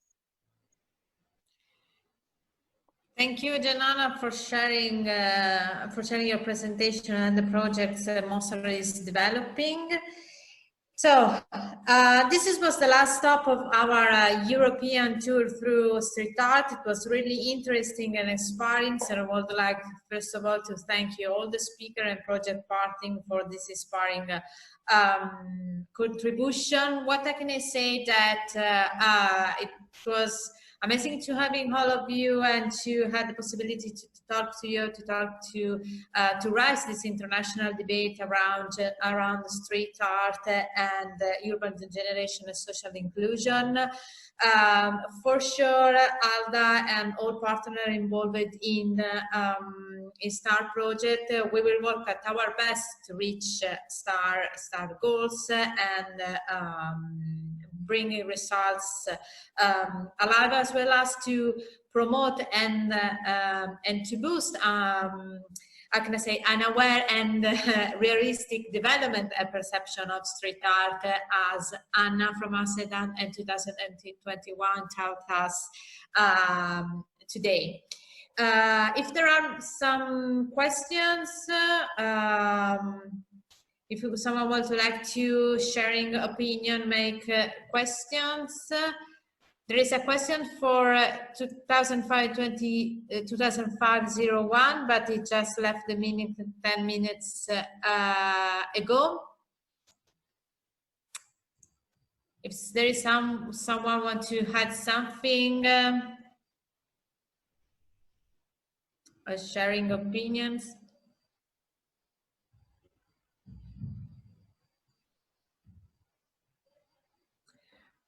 Okay, I hope that you enjoyed this webinar, and this also Sorry, Nadia. Can I say a few words? Yes, of sure. Thank you. Okay, just take advantage. I know we are all tired and we are getting late, but I'm very happy about this panoramic view of experiences and experiences located mainly in small towns or cities with not big experiences. Some of them are quite experienced, as we saw, but many are are making the first steps in the world of urban art, and I really like the enthusiastic mood. At the same time, I want to encourage more and more these small contexts, because in my experience, I really saw great projects with amazing relationships between the artist and the community in these small neighborhoods or villages or towns. There's a great potential in it. So we don't have to think that street art is something just about tourism in big cities. It is. We saw some examples of gentrification, but in small towns it's very powerful tool for to involve young people, to make elderly people more sensitive about some specific topic, and we got to be brave. I don't want to say rebels. Sometimes, yes, of course, why not? But be brave and try to front with using art to front some important topics, as we saw in some projects during this gallery presentation, and not falling into taboos, because during the COVID emergency, pandemic, I mean the quarantine, we saw many arts that were about isolation, but quite poor from an artistic point of view. And I really wish that this project and many others will be brave to front the current situation, the current emergency, and many other topics that are still important, like environment and migration. Well, to front this in a very creative way and original way, not just depicting people with wearing masks. I mean, that was like the leitmotif of 2 months of quarantine. It was very poor message from the visual artists, while there are many artists that are quite powerful and reflecting on the current situation. So be brave. Thank you. Thank you, Mattia, for your intervention. Does anyone else want to add something else? Okay, so we are just come to the end of the meeting. I hope that you enjoyed the webinar. I also hope that this webinar has represented an occasion of networking and to get to know more about street art in Europe. I really thank you for joining us today. I know that it was a bit long webinar, but it was really important for us having all of you till the end. I would like to thank you from ALDA and from the whole START partnership. I will remind you that the mural for sharing question, consideration and opinions will be keep open even after this webinar. We will send you by mail all STAR project contact, emails, and also a website in case you want to share opinions, you want to share your contacts and making connection, or do you just want to be updated with news and events or about project activities. And also we will share you the mural link in order to keep the discussion alive. We will also inform you about other future webinar. So what else? Again, thank you for being here and participating. It was really a pleasure meeting all of you, at least virtually. Thank you to the speaker and to the amazing partnership of the Street Art Project. Thank you so much, guys. Thank you. Goodbye. Thank Take you, care. Nadia. Thank Bye, you. guys. Bye. Bye. Thank you. Bye. Thank you. Thank you for this experience. Thank you, Thank you. Stefan. Thank you. Thank you. Bye. Bye. Bye. Bye. Thank you. Bye bye. Bye.